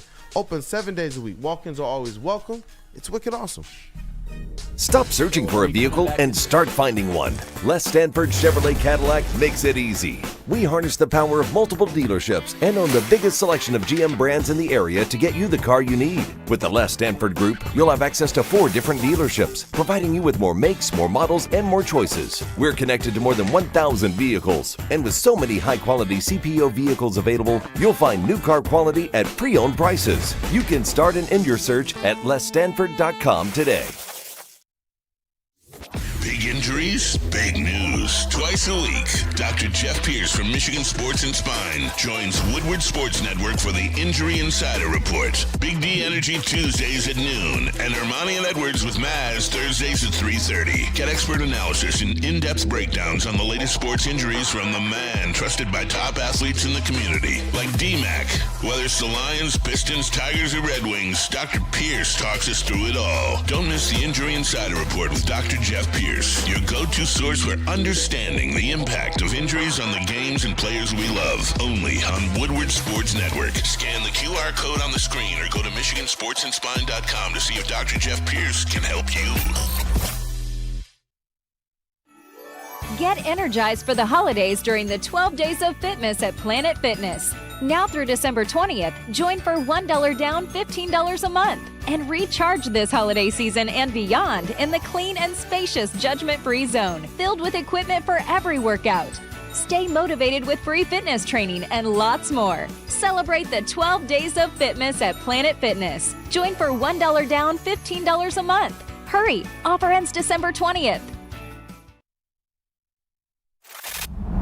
Love Woodward Sports? Love wearing clothes? Then you should be wearing Woodward Sports clothes. Check out our full line of merch at woodwardsports.com. Just click on Shop. We have all your favorite designs, like Dan Campbell kneecaps, Woodward Golf, and of course, our own logoed out merchandise. Men, women, infants, kids all love Woodward Sports. Impress your friends. Impress your boss. Impress your dog. Buy Woodward Sports merch today.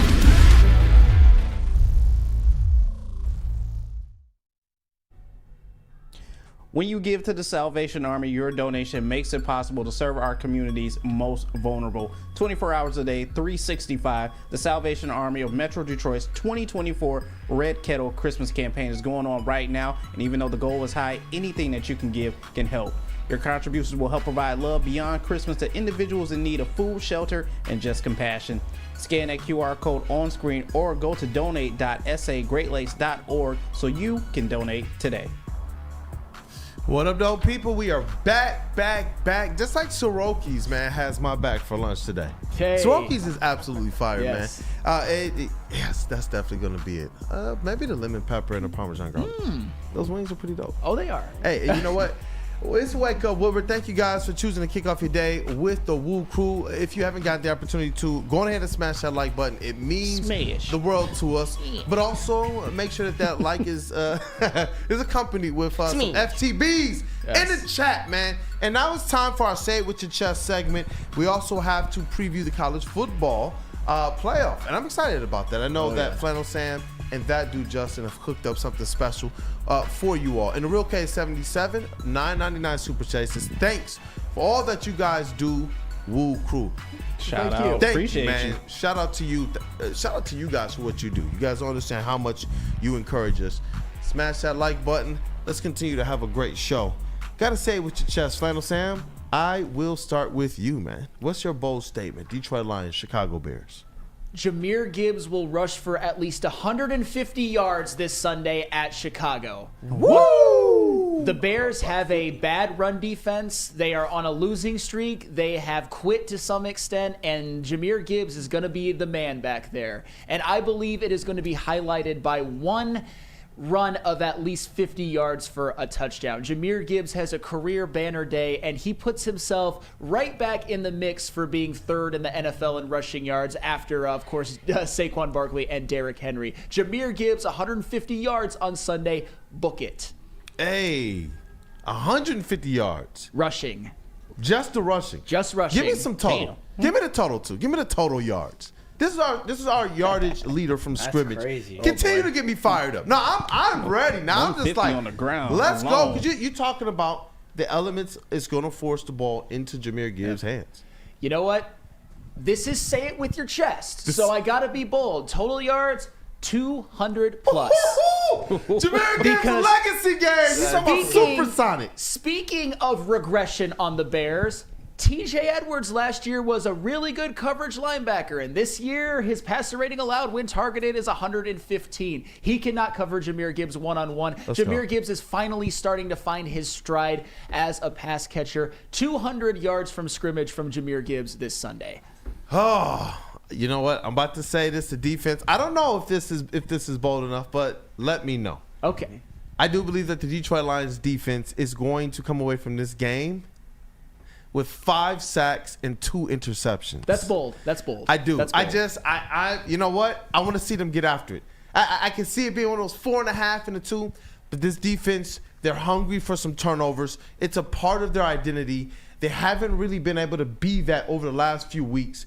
And you're right. I believe that this Bears offensive line that has just absolutely left Caleb Williams out for the pickings, I believe these hungry Lions are going to finally prove that they're headed in the right direction with this defensive line and overcoming. So 5 sacks, 2 interceptions for the defense. I love it. Let's go. That sounds to me like a 20-plus point win right there. I'm skipping to a similar tune here, Kool-Aid. Come on! I got Terrion Arnold's first interception coming on Sunday. TA has been due. He's been improving every single week. And, I mean, I can't lie. His TikTok is hilarious. And that's playing a factor. Oh, man. Let's go. TA for his first interception. Chat family as well. Get yours. Get your say it with the chest in the chat family as well. Your say it with the chest moment or prediction for the Detroit Lions versus Chicago Bears. You know, we got to go to Woodward Sports MVP. And it's a Friday. He's in the TD booth, but it's a Friday. So it's more appropriately the TD booth. What up, though, JB Smooth? I mean, I didn't go all crazy with my bold predictions, but I do have 2 on the plate right now as it is. So everyone, please open your textbooks to chapter 16, and we'll read from paragraph 1 of Jared Thomas Goff. He won't be perfect, but he will be damn near surgical out there, and he will have over 350 yards. In the element. 4 touchdowns. This is bold. And Very bold. the Lions defense will pick off the Bears twice and run it back. Oh, What? It was offense and defense. Hey, That's a 40-point Give me win. a special teams bold statement too, JB. Right. Just make it a trifecta. I mean, Hey, Jalen Reeves-Maybin, his practice clock started. Give me some more good news. I mean, as of to right me now, that's nicely. all I have right now. But yes, my bold predictions will reflect my final score predictions at the end of the show. Just so you know. Straight from the gospel. Straight from the gospel. Hey, listen, this is our voice of reason here, so I'm getting pretty fired up. Steph is over there. High Def Steph is over there. Kavasi and Chase, get ready for your bold statement too. I'm ready to hear your statement, man. All right, so With the Santa hat on and everything. Hear me out. The Lions are going to be motivated to win this game because we got to have it. We got to have the last 3 games, okay? The Bears, on the other hand, they might already be thinking about going to Cabo, okay? Seriously, they might be thinking about mailing it in right now. It's going to be cold. It might be wet. We know how the grass at Soldier Field is. Nobody want to get on the mat there, okay? So I think the Lions forced 3 turnovers. Ooh. One of them they returned for a score. Ooh. I thought the defense was going to score some points last week. They didn't. But this week, because we motivated and we know we got to have these last 3 games, and it's the Chicago Bears and it's FTB. Say it with your chest. FTB. Let's go, man. 3 turnovers, 1 forced score.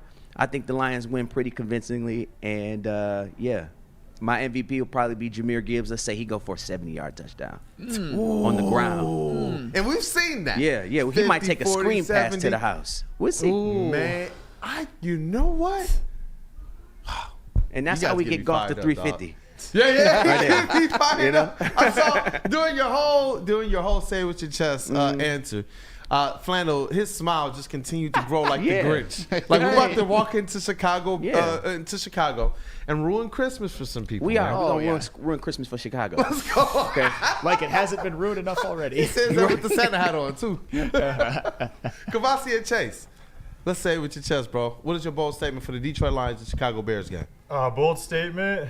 I'll say Kendall Vildor gets an interception. Wow. Yeah. I think he kind of turned some of the hate around on him. The last time they played, we saw that very questionable pass interference call, and I think he's going to get some payback. He's going to get a little bit of a lick back, and Kendall Vildor with an interception. If you want to get really crazy, maybe Jamison Williams gets 253 receiving yards to hit 1,000 on the year. 253 in one game. But anyway, that's how far away he is in 3 games to hit that 1,000 on the season. So Jersey Watch still in play. Oh, it's still in play. Man, it's not a sure thing, but it's still in play. But you know what? These do feel like those games where, especially when it's inclement weather, sometimes it's a quick strike to that speedy wide receiver who gets his cleats down into the ground, and usually it's like, well, he got his 2 catches for 70 yards. Hey. And that type of we can see it happen. And you know what? High Def stuff got me thinking too. The swing pass and the pass to Jahmyr Gibbs out the backfield, it could really catch the Bears defense napping. So, hey, those are some bold statements. I'm hoping that the chat family had theirs in the chat. I continue to get them in. I see Dante151 before we get into the next segment. $4.99 super chat. He said, F that. If you want something to say with your chest, Terrion will have 2 interceptions, and one of them will be a pick 6. Lions 62, Bears 10, FTB. FTB. That was in all caps, so I had to do it some justice. Shout out to you, Dante151. Let's get into this next segment because I can't wait to see what you guys cooked up. Let's rock. Yes. I'm fired up. Tell us about jars, JB. Oh, yeah, Jars Cannabis. Let me just grab my read here. Gotcha. Jars Cannabis. Where are we at? Ha! All right, Woodward sports fans, whether you're hitting the game or just chilling, Jars Cannabis has you covered. Jars is home to Michigan's largest line of recreational cannabis products. They've got over 27 locations across the state, and they are repping Michigan in the biggest way possible. 9 locations right in Metro Detroit, so there's always one nearby you. And you know what? Don't fear. If you live in Grand Rapids, Madison Heights, or Milan, Michigan, get ready because new stores are coming your way very, very soon. It's Jars Cannabis. You want to get high? Stop searching for a vehicle and start finding one. Les Stanford Chevrolet Cadillac makes it easy. We harness the power of multiple dealerships and own the biggest selection of GM brands in the area to get you the car you need. With the Les Stanford Group, you'll have access to 4 different dealerships, providing you with more makes, more models, and more choices. We're connected to more than 1,000 vehicles, and with so many high-quality CPO vehicles available, you'll find new car quality at pre-owned prices. You can start and end your search at lesstanford.com today. The Super Bowl parade in Detroit will be one for the record books. Detroit just does it different. Woodward Sports, your official Super Bowl or Bust Lions network. Walk into any Lady Jane's Haircuts for Men today. Open 7 days a week. Sit back, relax, and enjoy precision haircut, scalp massage, hot leather neck shave, and hot towel treatment from one of our talented stylists. Step up your game this season and take advantage of our $20 haircut special. Scan the QR code and get your coupon today. Lady Jane's Haircuts for Men, the ultimate haircut experience. Open 7 days a week. Walk-ins always welcome. Lady Jane's Haircuts for Men. It's wicked awesome. A ton of fun, a ton of sports, and a ton of man meat. Welcome to the Woodward Heavyweights, live daily 5 to 7 p.m. on Woodward Sports.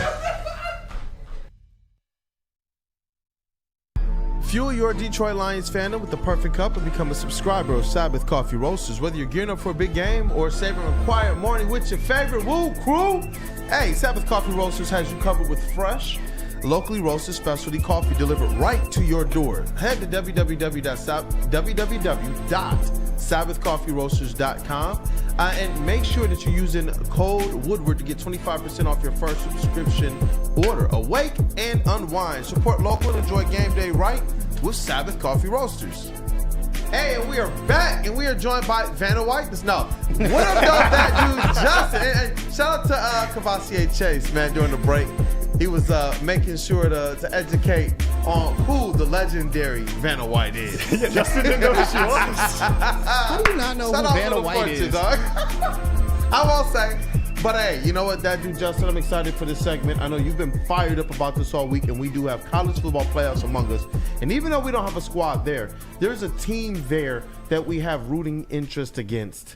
And we can see somebody potentially punted to the moon, no matter what their AD stated about, no, this game doesn't mean anything. Okay. Oh, yes, it does. Tell that to the state of Ohio.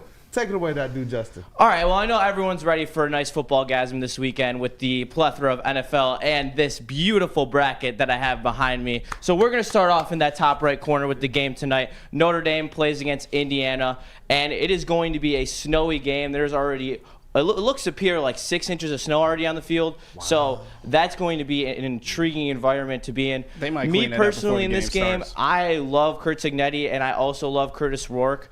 But unfortunately, I don't think that they have the size and the speed to compete with Notre Dame, even though it's kind of ironic because Notre Dame doesn't have the size and the speed to compete with teams like Georgia. But this is up another level of competition for Indiana, and you saw it when they played Ohio State. Ohio State was able to run the ball against them, and that is something that Ohio State has struggled to do all season. And Notre Dame is one of the best teams in the country with 2 elite running backs. So I would love to see Indiana play a great game, but I don't think it's going to be. I think that Notre Dame's going to win by a touchdown. Flannel, what are your thoughts about this game? I got Notre Dame as well. You pretty much hit the nail on the head when it comes to Cignetti and Curtis Rourke. Both things can be true. Kurt Cignetti is the National Coach of the Year. Getting Indiana to the playoff is a miracle. Curtis Rourke is the most impactful transfer this year in the nation, not named Dylan Gabriel. That being said, Indiana is the dictionary definition of schedule merchants. Both times they went up and played a defense with NFL talent, their offense looked stagnant. In the games combined against Michigan and Ohio State, they scored 17.5 points per game. 20 against Michigan, 15 against Ohio State. Damn, Michigan should have beat Indiana if they had anything other than a corpse at quarterback. The point is that Notre Dame, like Ohio State, like Michigan, has NFL players all over that defense, led by their secondary, led by Benjamin Morrison and Xavier Watts. All of those, that Indiana passing attack will be limited by the snow and by the secondary by Notre Dame. So give me Notre Dame. Yeah, I expect it to be a long day for Indiana. So we're going to go right here to Happy Valley for my absolute favorite team, led by James Franklin. But SMU travels. And this game is kind of intriguing to me because this is a styles makes fights where, Penn State's going to have the line play, but SMU has the speed and the weapons. And so it's going to be an interesting matchup. But in the cold, I think it's going to be a closer game than a lot of people expect because I really like SMU's quarterback Jennings and his ability to make plays off schedule and off platform, and that's not something that Penn State plays well against. So I think it's going to be a closer game than a lot of people expect. which could lead James Franklin for his legendary choke job that he is known for. But if you had to maybe pick the game, I'd take Penn State, but I would take SMU on the points. Penn State, in my opinion, blows SMU the F out. This is a game that Penn State wins. This isn't the James Franklin choke job. This is a team that is much more talented, playing a team in SMU that, in my opinion, cannot match the talent, cannot be a Dallas team going into cold-ass Happy Valley and winning. Abdul Carter for Penn State, with all due apologies to guys like Mason Graham and Will Johnson and Travis Hunter, Abdul Carter is the best defensive player in college football. 20 tackles for loss, 10 sacks. That's why before the season, I called him Abdul Parsons or Micah Carter. The dude is a game wrecker. And offensively, Penn State has one of the best offensive players a lot of you have never heard of. Their tight end, Tyler Warren, is going to eat. Over 1,000 receiving yards, almost 200 on the ground. They direct snap it to him sometimes. A touchdown. And Scorton's very good as well. Yes. A touchdown pass as well to put the icing on the cake. SMU does not have the defenders to be able to stop that, and they certainly cannot block Abdul Carter. This is a blowout. Penn State's going to out-athlete SMU. I could 100% see that. And if you're going to tell me to pick a side, it's 100% Penn State, even though I absolutely hate them to all hell. Anyway, we're moving on. Right behind Flannel's head, we have Texas versus Clemson. This is honestly a very intriguing matchup because Clemson's probably the lowest ranked team on the table. And I think this is going to be a blowout. I think Texas is going to come out. They're going to put belts to ass. I think that Texas is dealing with something very similar with Ohio State, where they can't get over their Goliath. They can't beat Georgia. But anyone else they can beat, and they can beat handedly. They have too much speed. Their offense is unbelievable. Even with Quinn Ewers playing bad, they still can move the ball efficiently. They should be able to run the ball on Clemson. Clemson, without using the portal, has been at a talent deficiency for years. I'd expect Texas to win by 14+. This is another both things can be true thing. People need to chill on Dabo. People saying that he's washed and, he's not washed. He's and all that. And Spenny even said earlier that he should be fired. Well, welcome to the college football playoff and an ACC championship, Clemson. Although in the ACC it's not that impressive, but they still made the playoffs. Dabo Swinney is Clemson. He's one of the best to ever do it in college football, and he managed to get Clemson back to competing for a national championship, at least in terms of making the playoff. He also started using the portal. That's fair. All that being said, Texas is going to murder Clemson. Murder. It's going to be a massacre, as Silverchair says, a true massacre. That is what it's going to be, because Clemson. This is what Texas does have. They have the best tackle duo in college football. They have Quinn Ewers, who I think is one of the most over-hated and over-analyzed quarterbacks, quite frankly, I've ever seen. He's still really good. He's the best Texas quarterback since Colt McCoy by far. And he has weapons. He has Matthew Golden. He has Isaiah Bond. He has the tight end Gunnar Helm. And I'll tell you what, Clemson does not have the athletes in the secondary or at the D-line to hang with those units at all. Texas wins by at least 20. Completely agree. And we're going to go to the last game, the big game, the one that everyone is fiending over. 8 o'clock, ABC, Ohio State hosting Tennessee. Reports from SeatGeek said that 41% of resale tickets are sold to Tennessee fans in comparison to 23% for Ohio State fans. So it should be a very interesting environment. This matchup is so interesting because Ohio State has lost 2 of their starting offensive linemen on the year. Tennessee has a defensive line that is very comparable to the elite defensive lines in the SEC, where they run 6'7" NFL defensive linemen deep, and they just rotate them every single down. And then let's go to the offensive side of the ball. They do have a freshman quarterback in Nico, but their running back Sampson is an absolute dog with one of the best offensive lines in the country. So if you want to talk styles make fights, this is a terrible matchup for Ohio State in terms of that. But when Tennessee's 2 losses this year were to Georgia and I'm forgetting the other one. Arkansas's quarterback is not a passing quarterback. He's a dual threat quarterback that relies. It's Trayvon Green. He relies a lot on his mobility. He passed for over 280 yards on this Tennessee defense. Jalen Milroe put over 280 as well in their loss, but they lost because he threw 2 picks. Harson Beck threw for 350 yards on this Tennessee defense. That is the only way you beat Tennessee, is if you throw the ball effectively, efficiently, and often. That is exactly what Ohio State wants to do on offense. They're going to be throwing the ball at will to Ibuka and to Smith, and that is going to be their pathway to victory. So I think this is a very interesting matchup, and I'm really curious to hear what Flannel thinks. Man. And I'll drop my prediction when Flannel's done. Justin, you hit a lot of the points that I was going to make on the head. If you're Ohio State, I think this game entirely depends on getting off to a fast start and not letting doubt seep into both the players, the coaching staff, and the Ohio State fans who are going to let their home team know it if they get off to a slow start. If you're Ryan Day, if you're Chip Kelly, you can't try to do what you did against Michigan. You gotta air it out. You gotta throw it to Jeremiah Smith. You gotta throw it to Ibuka. You gotta throw it to Carnell Tate, because Tennessee does not have the secondary that can handle that. However, Ohio State, they are a demoralized program right now, because losing to Michigan for them is, let's just say this: Ohio State hates Michigan more than Michigan hates Ohio State. Ohio State fans are up in arms. Ohio State players are devastated. Jack Sawyer, I still think, hasn't stopped crying. It's just the mindset right now. So if they get off to a slow start, if there's any sort of doubt, maybe they'll choke a little bit. Maybe Chip Kelly and Ryan Day will try to run bully ball again when they don't have the personnel to do so. And you mentioned it, Tennessee, there are some matchups in which they can exploit Ohio State.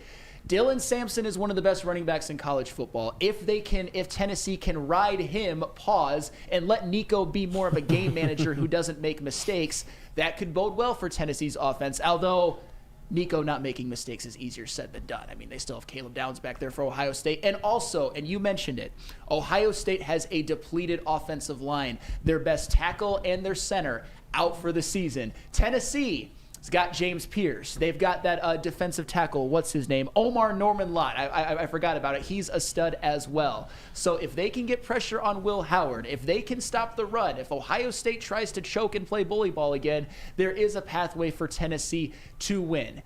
So neither of us gave our predictions. I'm going to let you give yours first, Justin. I am going to go with Ohio State to win, Tennessee to cover. Ooh. Same thing. I don't know. I just think that people are writing off Ohio State a little too much. It's one thing that they can't beat Michigan, but it's another thing saying that they can't beat good teams, because they can beat good teams. They do consistently, and they consistently stay in games with good. They should have beat Oregon early in the year. That was without their center and without their tackle. They're just as capable now as they were in the regular season, and I think that they're gonna win this game. Which kills my heart to say. I'm like, my heart's hurting saying that, but I know this is going to sound crazy, but I don't care. Does Ohio State even give a shit anymore? Or are they so demoralized from the Michigan loss? And I'm serious. That is not me just trying to be Homer or anything like that. They are devastated. They are demoralized. On paper, Ohio State should absolutely win this game. Hell, on paper, you could say that they're the national championship favorite, given the talent that they have. But I think in this game, Ohio State gets off to a slow start and they pucker a bit. The fans start to make it known. The Boo Birds might come out, although also going to hear cheers from the Tennessee fans. Ryan Day is going to doubt himself. Chip Kelly is going to doubt himself. And Will Howard throws a back-breaking pick in this game. James Pierce gets a sack or two. Dylan Sampson runs for over 100 yards. And Tennessee wins on a walk-off field goal. Give me Tennessee. I don't give a damn. There's a pathway, and I'm taking it. Let's go. See you step over there excited. I'd like to see Ohio State lose. Yeah. That's right. Hey, 100% though, you could 100% see it. There's a pathway and there's value there. I was also asked in the chat a couple times if I'd give my parlay out for the weekend, and I will. I will. Also, if you're wondering for predictions on the rest of the matchup, I will guarantee you, I will bet anybody, if you would like, that Oregon or Georgia will win it. That's straight up. That's plus 200 if you want to bet on both of those together to win the Natty. It's a great bet. But I think it's going to be Georgia who beats Oregon in the Natty. Even with the backup quarterback Gunnar Stockton, their defense is absolutely unbelievable. And I'm not one to bet against Georgia, that's for sure, especially when Dylan Gabriel has a history of choking in big games. JB? I'm not betting against Oregon. I'm sorry. I just can't do it. That's the only team on that Their bracket defense that is I see. awful. That's the only team on that bracket that I see could like take it all the way. Georgia is cool, but like you've seen the faults this season later on. So I don't know if they have what it takes to kind of will it through the last couple games. So give me Oregon all the way to take it. I see it 100%. Parlay for the weekend though, Tennessee plus 7.5, Texas minus 12 if you would like. Alt it down to 9.5. It will be minus 150. It's not that's probably a better number to be honest. And then Notre Dame money line. I'm going to stay away from this SMU Penn State game because I think it's a little more shaky than the rest of the games. Well, you hate James Franklin and Penn State so much. Hey, you could honestly compare it to how much I hate Michigan State. Like they are on that level. Like I hate Penn State and I hate James Franklin so much. Oh, okay, but there's something about him, bro. Is it because he has moxie? I just want to see him like, just as much as I want to see Ryan Day get fired. I want to see the same thing with James Franklin. I can't believe Penn State fans don't hate him more. Like the Penn State is a good enough program where they could be competing to win the Big Ten, like actually competing to win the Big Ten every year. Not like this bullshit they do where they like come close every year and it's like, oh, it's right there. Oh, we choke every year. Like, how are you not sick of that? That's the same thing Michigan was about to get rid of Harbaugh for. Like, I don't know. Penn State fans are soft. The program's soft. James Franklin sucks. Penn State can go kick rocks. All right, that's the college football segment. Who do we got to show love to? Mark White. Yes. I love that. Hey, and they're going to do you right, unlike Penn State. They're going to do their fans right this weekend at Happy Valley, though. Because great tape. I love that. I don't hate Penn State as much as Justin, but that's neither here nor there. Dreaming a new home with Fingley Financial Pitch. Mark White Associates, your trusted real estate experts are here to help. Mark White and his team will pay up to $5,000 of your closing costs. That's right, I said $5,000. Call Mark White Associates today at 248-290-8242 or visit them at markwhitesells.com. Again, call Mark White today at 248-290-8242 to make your dreams come true. Feldman Chevrolet, Michigan's #1 Chevy dealer, is kicking off the game with the best prices on all cars, trucks, and SUVs, like this 2024 Silverado for just $296 a month, or this 2025 Equinox for as low as $371 a month.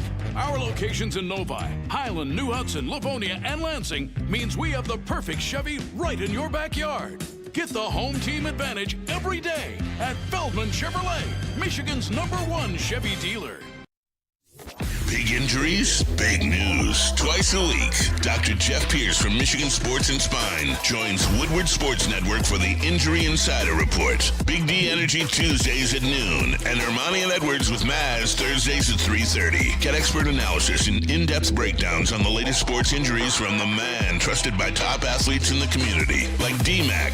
Whether it's the Lions, Pistons, Tigers, or Red Wings, Dr. Pierce talks us through it all. Don't miss the Injury Insider Report with Dr. Jeff Pierce, your go-to source for understanding the impact of injuries on the games and players we love. Only on Woodward Sports Network. Scan the QR code on the screen or go to MichiganSportsandSpine.com to see if Dr. Jeff Pierce can help you. Walk into any Lady Jane's Haircuts for Men today. Open 7 days a week. Sit back, relax, and enjoy precision haircut, scalp massage, hot leather neck shave, and hot towel treatment from one of our talented stylists. Step up your game this season and take advantage of our $20 haircut special. Scan the QR code and get your coupon today. Lady Jane's Haircuts for Men, the ultimate haircut experience. Open 7 days a week. Walk-ins always welcome. Lady Jane's Haircuts for Men. It's wicked awesome. Caesar Sportsbook. My man Justin just gave you the parlay for the weekend right now, so I hope you're placing that bet right now on Caesar Sportsbook. Scan that QR code on the screen. Use code word Woodward1000. You can deposit up to $1,000, and all you have to do is place a minimum of a $20 bet. And you know what? If it doesn't hit, they'll throw it right back into your account with no questions asked. It's Caesar Sportsbook, the official sportsbook of us here at Woodward Sports. Make some money tonight. Absolutely. Soroki's Crispy Chicken and Pizza has a limited time offer after you win a bet. Spend some of your money on Soroki's. Treat yourself. Continuing throughout the football season, Soroki's is debuting their fresh signature flavored wings this football season. Grab your friends, order New York style pizza, and add fresh wings for the games this weekend. Try one of their 7 different flavors. Go to their website at sorokis.com. And attention sports fans, don't miss out on expert sports injury insights with Dr. Jeff Pierce from Michigan Sports and Spine. Join Dr. Pierce every Tuesday during Big D Energy and every Thursday on Ermanni and Edwards, where he's offering top-notch injury advice. I know the latest video we just posted to socials featuring Alex Anzalone and what that recovery process is and what to expect when he does return. That's already taken off, man. Dr. Pierce has been crushing. So definitely stay tapped in, especially with all the injuries that the Lions are facing. He will keep you up to date. He's here to keep you in the game as well as performing at your best. For more information, visit MichiganSportsandSpine.com or call 248-426-9944. And we are back, man. It is Wake Up Woodward. And you know what? Let's not deliberate any further. Let's spark a word to our friends at Jars. Let's do it. Did I get that right?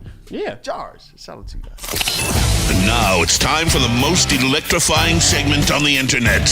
Bum, bum, bum.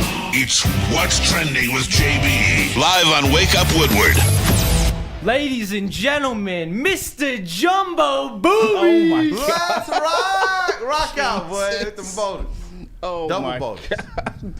What's up, Two of them yo? things. What's up, Sorry, it's chat a Friday. family? I mean, it is a Friday. It is a, Wildin' Out Friday for us right now. I've got some things for you guys planned up right here. But, guys, come on. We're all guys in here right now. We don't need a lot of things. We just need the minimum of things. Whether that's, just a little bit of food here, a little video games here. Hell, we don't even need a chair to play the game. Wait, what? Wait. My man is Bro. sitting on his PS5 box Wait. and is crushing it while playing the game. So, what? Plan? Come on. He doesn't even need a chair. Like, you just... You don't have one chair in your house? Nope. Not one. My Not man one? is like, yo, this PS5, man, it's definitely going to be worth my money. Sold all his furniture for the PS5. PS5. Like, all right, He's I'll like, just use yo. the box. It's fine. Okay. I'll tell you what, fellas. I have a kinship with this man because I was a generational minimalist in college. Like, no bed frame, no furniture. That all doesn't that surprise good me at stuff. all. A laptop, no TV. Those were the days. And then No TV? Well, I had like a laptop. I don't. Oh, dude. I know. Now that I'm married and I'm an actual adult now, I kind of see what it actually is like having furniture and a TV and whatnot. But yeah, in college, I just hate spending money. Shout out Wifey Flannel. Yes, shout out. See, just a minimalist. Like, we don't need much out there. We don't need a whole lot of stuff. All you need is a PS5 box. Yeah, all you need is a PS5. Justin, I'm glad I got you here as well, too, because I got to know, has this ever happened to you on the ice?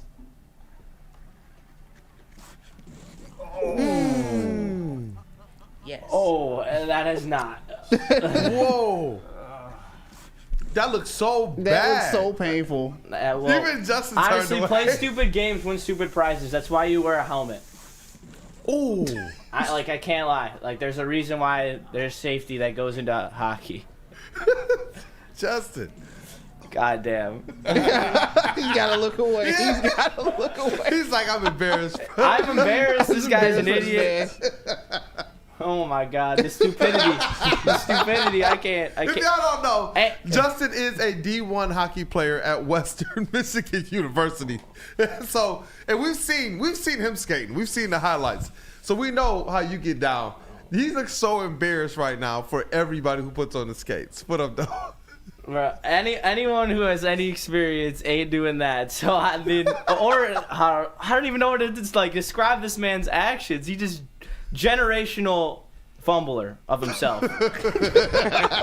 Generational fumbler. Oh man. Well, you guys know we got the big game coming up this Sunday, Lions versus the Bears. So I need someone to get this fake to Dan Campbell as soon as possible.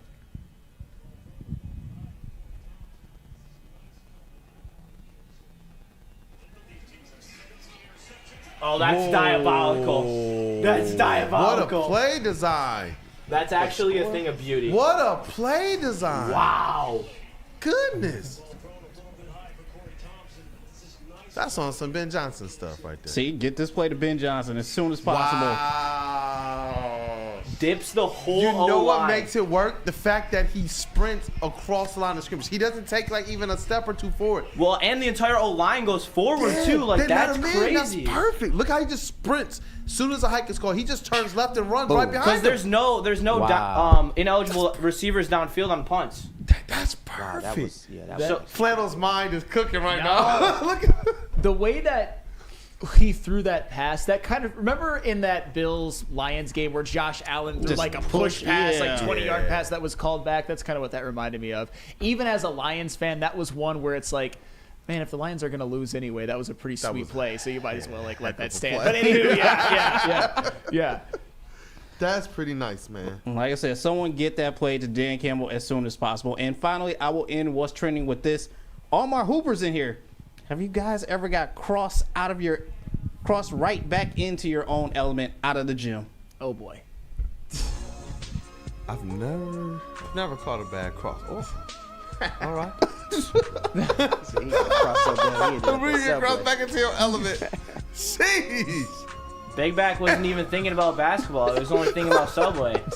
Look, I've seen people get dropped like that, and it is bad, Yeah, bro. I'm done. Especially in those gyms where it is like nothing but hoopers, and there's so many hoopers in the gym that they're all standing like literally on the court, on the edge of the court as well. Dog, I've seen some stuff, man. You get crossed like that, you get up and be like, all right, man, my wife calling, I gotta go. I gotta go. It's I those gotta ones go. you just kind of just find your way. Like, hey, bro, you got me on this. I gotta go to the bathroom real quick. Yeah. You Just just grab your walk bag and around dip. a little Sneak bit. out the back. Yeah, but you grab like one thing, like, oh, where's my basketball? Oh, where I put my water bottle? Where's my bag? It's like one at a time, so you don't tip off the homies that you about to dip because your feelings is hurt. They never gonna let you forget about that. Never. Ever. Never. It becomes your nickname. Yeah. It becomes some part of your name. Hey, ankles. I'm dead serious. I would never play basketball again if you started calling me ankles. See, that's crazy.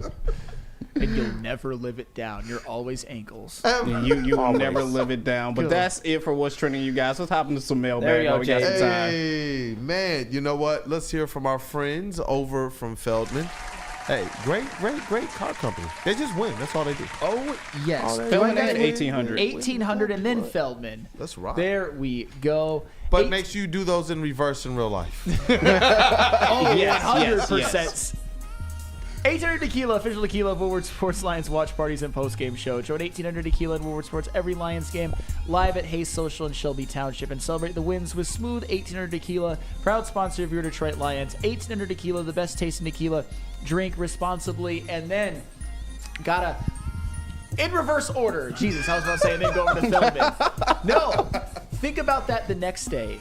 Since 1996, Feldman Automotive has been driven to provide a fast, convenient, and first-class car buying experience called the Feldman Advantage. With 18 locations, there's a Feldman dealership in your backyard. Visit FeldmanAuto.com to find the location nearest you. Feldman Chevrolet, Detroit's #1 Chevy dealer. You know. Oh. You know what we need? I thought we were going to break. Well, you know we haven't. We'll just jump right into it then. You know what we haven't done yet, though? What? We haven't given our predictions. Hey, you know what? This will be our Feldman game prediction. Yes. Game prediction. Along with mailbag, we have enough. Yeah, definitely. Because I know we gave our defensive MVPs. You guys already know, and our X Factors. I believe Tim Patrick's definitely gonna be X Factor, but Jahmyr Gibbs, I believe, is gonna be offensive MVP, and I believe that the Detroit Lions win this game, 31-9. Oh yeah. Oh yeah. I think they body bag the Chicago Bears offense. That their offense is going to be much more affected, like you said, by the elements. If we're predicting the 5 sacks and the 2 interceptions, if we're expecting a surgical Jared Goff, and if we're expecting supersonic from Jahmyr Gibbs, I'm expecting a dominant win that has everybody thinking again, like, oh crap, maybe last week was just more about the Bills and less to do about the Lions. Interesting. My offensive MVP is obviously Jahmyr Gibbs, given my say it with your chest, say it over 200 scrimmage yards, which may make this final score seem a little contradictory. I don't think that it's the blowout that a lot of us in this room and a lot of us in this chat expect. I believe that it is going to be Lions 30, Bears 20. I think I think how it's going to go is the Bears will be down 30-14, and then they score a touchdown. Maybe Caleb Williams throws one to Keenan Allen, and then they miss the 2-point conversion with like a minute or so left, and it's pretty much a wrap from there. I don't think that this defense without Aleem and Carlton Davis is capable of holding a team to 9. I hope you're right, and I hope I'm wrong. I hope that I'm just chilling by the second half, but I do expect the Bears to score a little bit. So give me Lions 30, Bears 20. Still a double-digit win, but not quite the blowout you're predicting. Mm-hmm. No, I respect that. Because the Bears are just one of those teams that have found a way to muck things up. Yeah. When I talk about what the 49ers, what I believe they have opportunity to do, that's what the Bears have done prior. But I just believe this is one of those kind of angry bounce-back games for the Lions. Like, I remember, was it the Colts game? Where people expected it to be something a little bit closer, and instead the Lions just said nope, body bag. So that's what I kind of expect in this game here. JB Smooth, what up, though, brother? What's that final score prediction? Any other players that you want to highlight as well?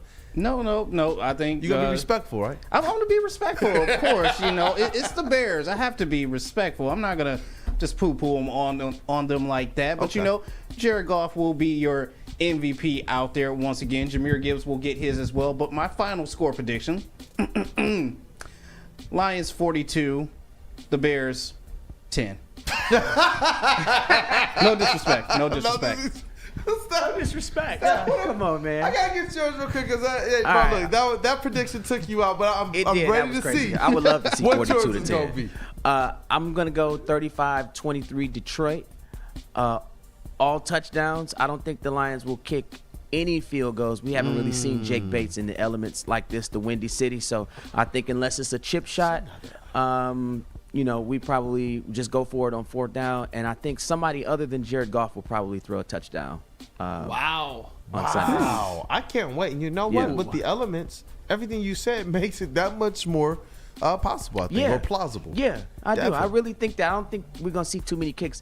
I mean, he missed a field goal last week, and, we in the Windy City. It's going to be cold. We know he got a leg on him, but yeah, we got to have this game. So I think the Lions go for it on 4th down like they always do, and hopefully not like, last week or against Green Bay when we were in our own 30. We don't want to do that, but hey, I'm fired up with no this. field goals. Hey, we'll keep all touchdowns. I like that. That's man. That's what we had gotten used to out of this offense. But Kavasier Chase, what up, though, brother? Hey, what up, though? I'm going to say my game prediction, score 28-10, Lions win. And I'll pick J-Mo as my MVP. I think he might score 2 touchdowns, maybe 1 rushing, on like an end around, and then a receiving touchdown as well. So I think he'll have over 100 yards from scrimmage. You know what? That's a good sneaky pick there for J-Mo. I do believe he's one of those guys, few touches, big yards. That's the proverb. Shout out to that dude, Justin.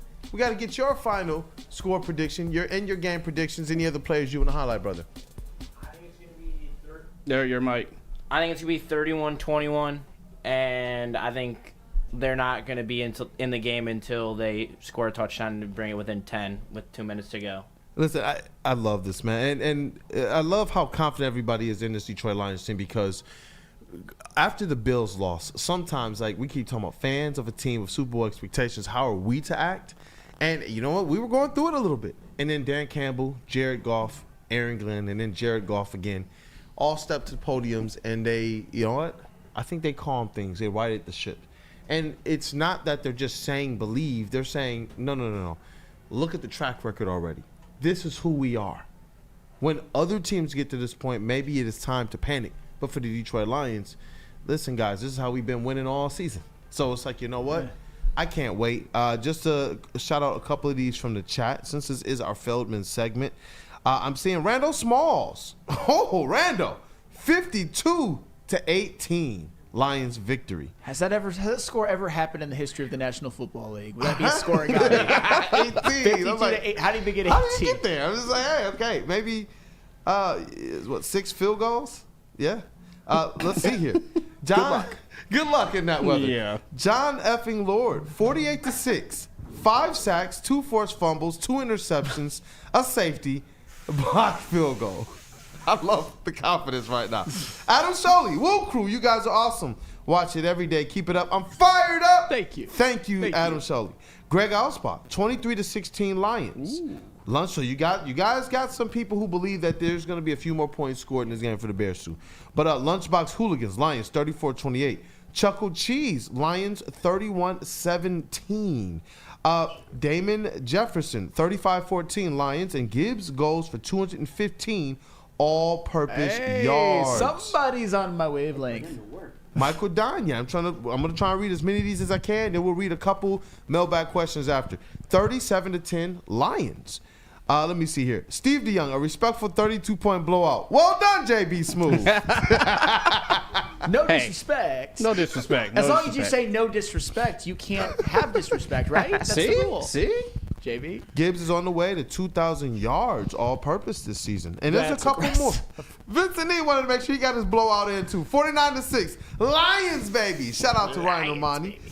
Art Van Dyke, 24-3. That was really good impersonation. Thank you. But Art Van Dyke, 24-3. People are fired up. 2 interceptions. Harold Wilsey.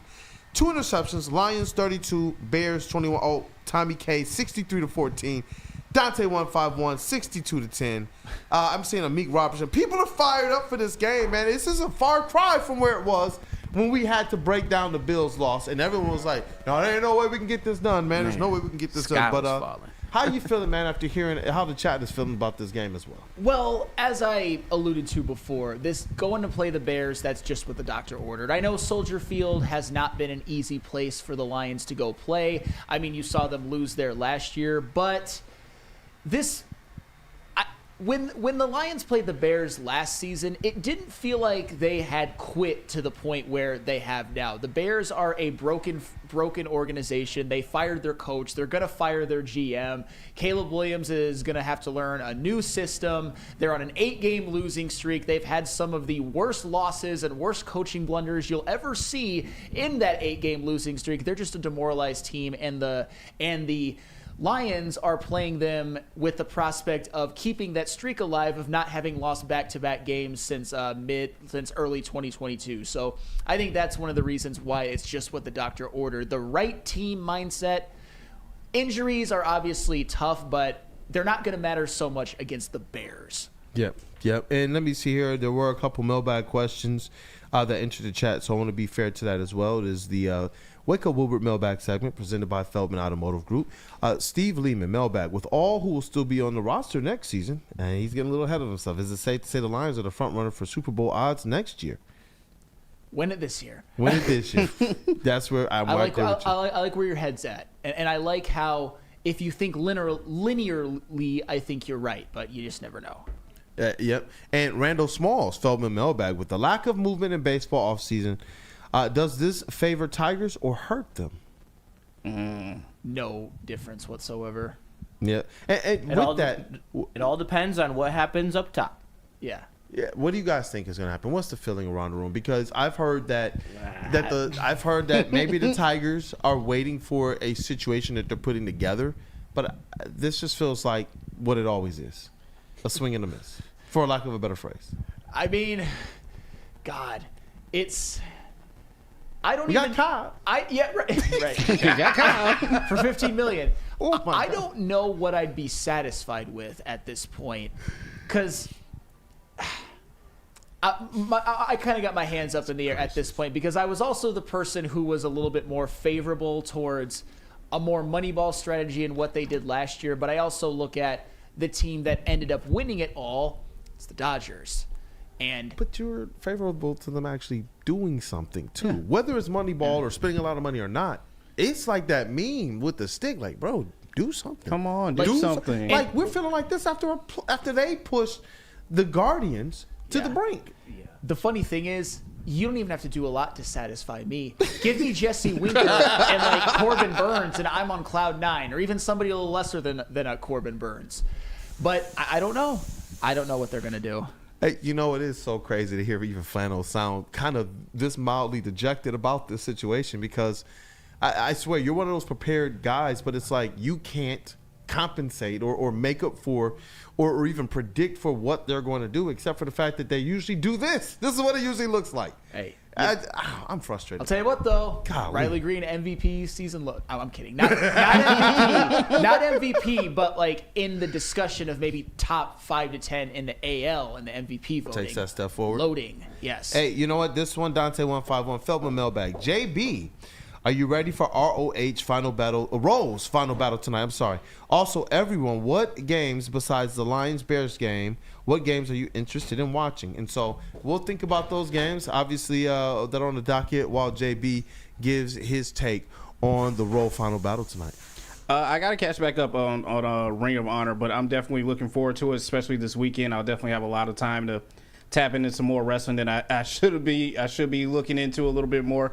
But as far as games go, I know there's some Saturday games. I'm actually wanting to see KC in Texas. I want to see how Patrick Mahomes is doing now. I know he's kind of limited at practice, but he should be back. As for Sunday, besides the Lions, Eagles and Commanders, I think, yeah. Oh yeah, it has Eagles and Commanders has to be at the top of the list. Yeah. Vikings at Seahawks. I mean, those are the obvious ones. Obviously, we want to see the people we're competing with the 1 seed with lose. But if I'm looking at another one on Saturday, Pittsburgh at Baltimore. I mean, shoot, I really don't like the Steelers. I like Russell Wilson. I think he gets over-slandered, but I would like to see Lamar Jackson's spectacular season result in at least a division title because he's played well enough to earn that, as has Derrick Henry. I love that, man.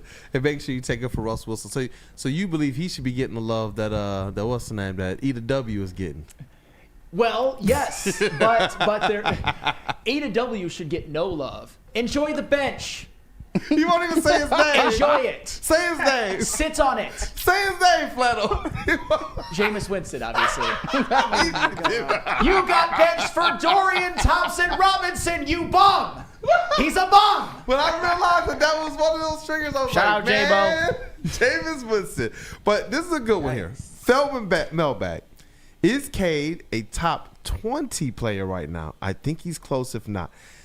I do believe he's putting up those stats where he's definitely like that top 20. If you thought DeMar DeRozan, which he did stat-wise, was top 25 last year, Cade Cunningham is definitely playing much better and a whole lot more efficient, and the defense is there. Look at the defensive numbers. Look at people's shooting percentage and field goal percentage when they're matched up against Cade Cunningham in 4 blocks last night as well. I was about to say, like, I'm a stan, I'm a slappy when it comes to Cade. So initial thoughts, especially when you said going when you factor the defense in as well, I'd probably say yes. Although, in order to fully answer that question, it would take a little bit more homework, a little bit more of an understanding of who's all in the league. I could rattle off names, of course, right now, but would he make the top 20? I think it's possible. Yeah. And I would really try hard to squeeze him into my top 20. I'll just say that. We got High Def Steph in the building. I gotta ask you this question as well, and everybody else as we bring the show to a wrap. Obviously, Detroit Pistons official DJ, Motor City Cruise official DJ, yes, sir. Michigan State, and then a whole host of events, including you've already DJ'd out at Hayes when it was Cicerelli's. Yeah, it was Cicerelli's. You're all over the place. But talk to me about this, man. I like Cade Cunningham. You know who he reminds me of? Like, just watching him last night, just the game, the way that just a little bit of Grant Hill. Yep. Just a little bit of Grant, and I love like the swagger. I love his demeanor. I love his attitude. He plays really hard. He's a leader. So I just enjoy watching him play. He bring it every single night. These triple doubles is not a mistake. That factors into. We didn't even mention when we talk about the top 20 players, and he's one of the top. 3 players or 2 players, I think, in the league right now in terms of triple doubles on the season. Yeah, he deserves an all-star appearance this year. Absolutely, I want to see him in the Bay Area. And with the new format, especially, I believe that the new format. I know some people want to just go back to East-West. If it gets a few more players into this, I think it allows you to better capitalize on what they tried to do with the Rising Stars Challenge. The Rising Stars Challenge, in my opinion, didn't put those rising stars on a big enough platform. The only way you do that is when you start, in my opinion, to put them on the same floor as the actual all-stars in the same game. And so if this format, if it's going to allow them, because I know they're going to more of a tournament format, if it allows them to get a few more players in there and guys, young stars like Cade Cunningham, I think that's better for the game. And I do believe that then it puts him on a map. It starts to highlight exactly what he's doing, because how many people out there know what Cade Cunningham is doing, or are they just thinking it's empty stats when they do figure out what it is. But 11 wins on the season right now, they should have had last night. But 11 wins on the season after 14 and 17, you're still in postseason positioning. I agree with you 100%. He deserves to be in that All-Star game. Yeah, I mean, well, even with the game the other night against the Miami Heat, we won that game because of him. He made most of the plays down the stretch of that overtime, where I thought that we were for sure going to lose the game in overtime, because I'm like, okay, we down like 5-6 points. It was Cade versus really Jimmy. late. It was Cade making the plays defensively. It was Cade making the plays offensively, and it was Cade dishing the ball. Tim Hardaway Jr. That three on the wing right there, that was Cade. Who assisted on all three of Tim Hardaway's? Sound like Cade Cunningham. Part of those 18 assists that he had for the game in that triple-double. Mm-hmm. And he earned that one. He worked hard for that one the other night. And what about you, JB Smooth? Oh, I mean, Cade definitely deserves to be in there. I already got my All-Star vote in as it is anyway, if you guys want to check it out and see it. Yeah, you know what? That'd be perfect. For the East and the West, I got Cade Cunningham. I also got Cade Cunningham at guard. That's my pick. Cade Cunningham at small forward, and Cade Cunningham at center. Ready, dog. He's always ready. Yeah. JB, you stay ready up. You be cooking in that TD booth. That's why it's a TD booth, bro. It's fire. Goodness gracious, dog. JB, it's funny because as a man of principle, I cannot second that, but I love where your head, because other players don't need it like Cade. They don't need all those votes. So vote him in at center. Who gives a damn? Let's get it, man. Hey. We don't need no Nikola Jokic votes. Just make it Cade Cunningham at center. Oh, man, that dude Justin and then Kavasier Chase. Just some Cade Cunningham for All-Star love. Cade Cunningham, top 20 player in the NBA. What up, though, that dude Justin? I mean, the way that Cade's playing on a team that has holes in it that are obvious, he deserves nothing more than to be an all-star. I don't see enough guards in the East that are playing better than him, and I think it's just that simple. Like, I mean, you guys have said it enough. Like, I don't need to reiterate anything. I think he's just playing out of his mind right now, and I can't wait to see where he goes with a better team around him. Like, if they were to bring in, Jimmy Butler, Brandon Ingram, or Zach LaVine, like, that really would take him to another level. And I think the league would actually start to notice how good Cade Cunningham truly is. Jeez. And Kavasier Chase to round this out? Yeah, yesterday on the Woodward or You Rather, I said I'd rather have Cade make the All-Star game than Dan Campbell win Coach of the Year in the NFL. So just kind of let those comments from yesterday, marinate, air out again today, and hopefully he's in the Bay Area.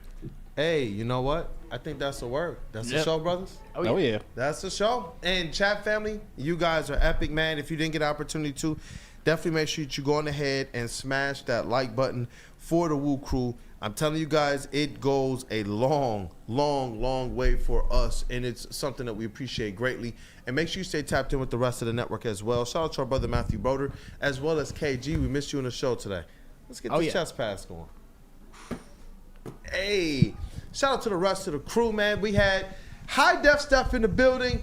What up, though, brother? Let's get that music going, Justin. Let's rock, man. I like this. What up, though? Yeah. What up, though, man? I appreciate y'all having me back on the show. Happy holidays to everybody. You and your family, all my Piston family, my family and friends. I hope your holiday week is everything you wanted it to be. I will be spending mine at Disney World. Hey, happy holiday. Yeah. I was wondering, he's in here with this kind of down south energy right now. Yeah, it's all good. It's sort of a family tradition every year now to go to Disney World during Christmas. So, that's what's up, man. Yeah, it's and I huge know blessing. you be on the grind, bro, so you definitely deserve a little bit of a break. I need it. I want to wear some shorts. Let's go. Kavasier Chase, what up, though, brother? Hey, what up, though? Thanks for a great show, everybody. It's been a great week. Stay tapped in. Time is it? We got 48 minutes till Big D Energy starts out. I'm not sure who's in today. Because Neil's in Hawaii still, so shout out to Mr. President. T-Foss is in, awesome. Oh, and then so CMU legend, fire up for T-Foss. E&E 2 to 4. You got Ermanni and Edwards, Maz, Pete Spivak, Inter Maria. You got the heavyweights 5 to 7. So I mean, make sure you guys stay tapped in. You guys know where to be. Let's go Red Wings. Got a big home and home against Montreal this weekend. So let's fire up. Let's fire up. Hey, this elite booth. What up, though? That dude Justin filling in the sound booth today. What up, though, brother? Go Red Wings. Please win this weekend. That's all I ask for. That's it. Just please win so I don't have an aneurysm watching this team anymore. Yeah, great job again on the college football playoff segment. I know that you prepared a lot for that, man, and you crushed it. Thank you. I appreciate it. I appreciate the platform. Everyone knows that I love me some college football. And since a sport that doesn't get enough love on this network, which it's all good with that, but I'm glad I got my moment. And hey, well, you know what? Glad Maybe there's a lane there. Split with stay flannel. Consistent, brother. There's a lane. You know what? Whatever you're willing to contribute, I know Woodward Sports is willing to have, bro. So thank you. Thank you. It's good to have you here during the holiday season. We will enjoy the last couple weeks, crush the rest of school, be back here. The WUW Crew is about to be lit. Yeah, we're about to be lit. Let's go. Hey, Woodward Sports MVP in the TD booth. It's a Friday in the TD booth. It's JB Smooth. Come on, movie. What up, though? Oh, yo, shout out to everyone in the chat. Shout out to everyone in studio here as well, too. Once again, thanks for High Def Steph showing up once again. Shout out to him, man in the building. Everyone have a safe weekend. Be safe driving as well, too. It's some snow out there as well. And finish up that Christmas shopping if you haven't already. I know I've been slacking. Who you talking to, bro? Because if you talking to us, you know that ain't getting done until Christmas Eve. Christmas Eve, yeah, I know. You already know. But you know what, man? The vet of the squad, the vet of the network, Flannel Sam. It's you know what? I know you missed a couple days. It's good to have you back in. You caught a rhythm too, bro, and you've been on fire.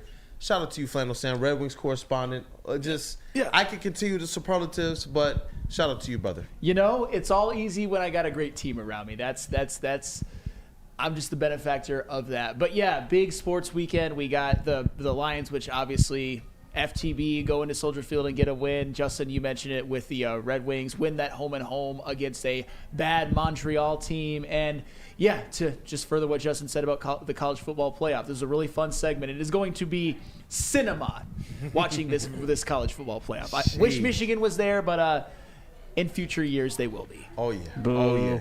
And it's your boy Brandon Dan, aka Detroit Kool-Aid, your credential Pistons reporter and writer for the network, and lover of all things Detroit in this great state of pure Michigan. Go Lions! Shout out to High Def Steph being in the building. Shout out to Flannel Sam and the rest of the crew getting me fired up for this Bears game. FTB. Let's throw some FTBs in the chat. Smash that like button on your way out if you haven't gotten an opportunity to. Stay tapped in and have a blessed day. It's been Wake Up Woodward.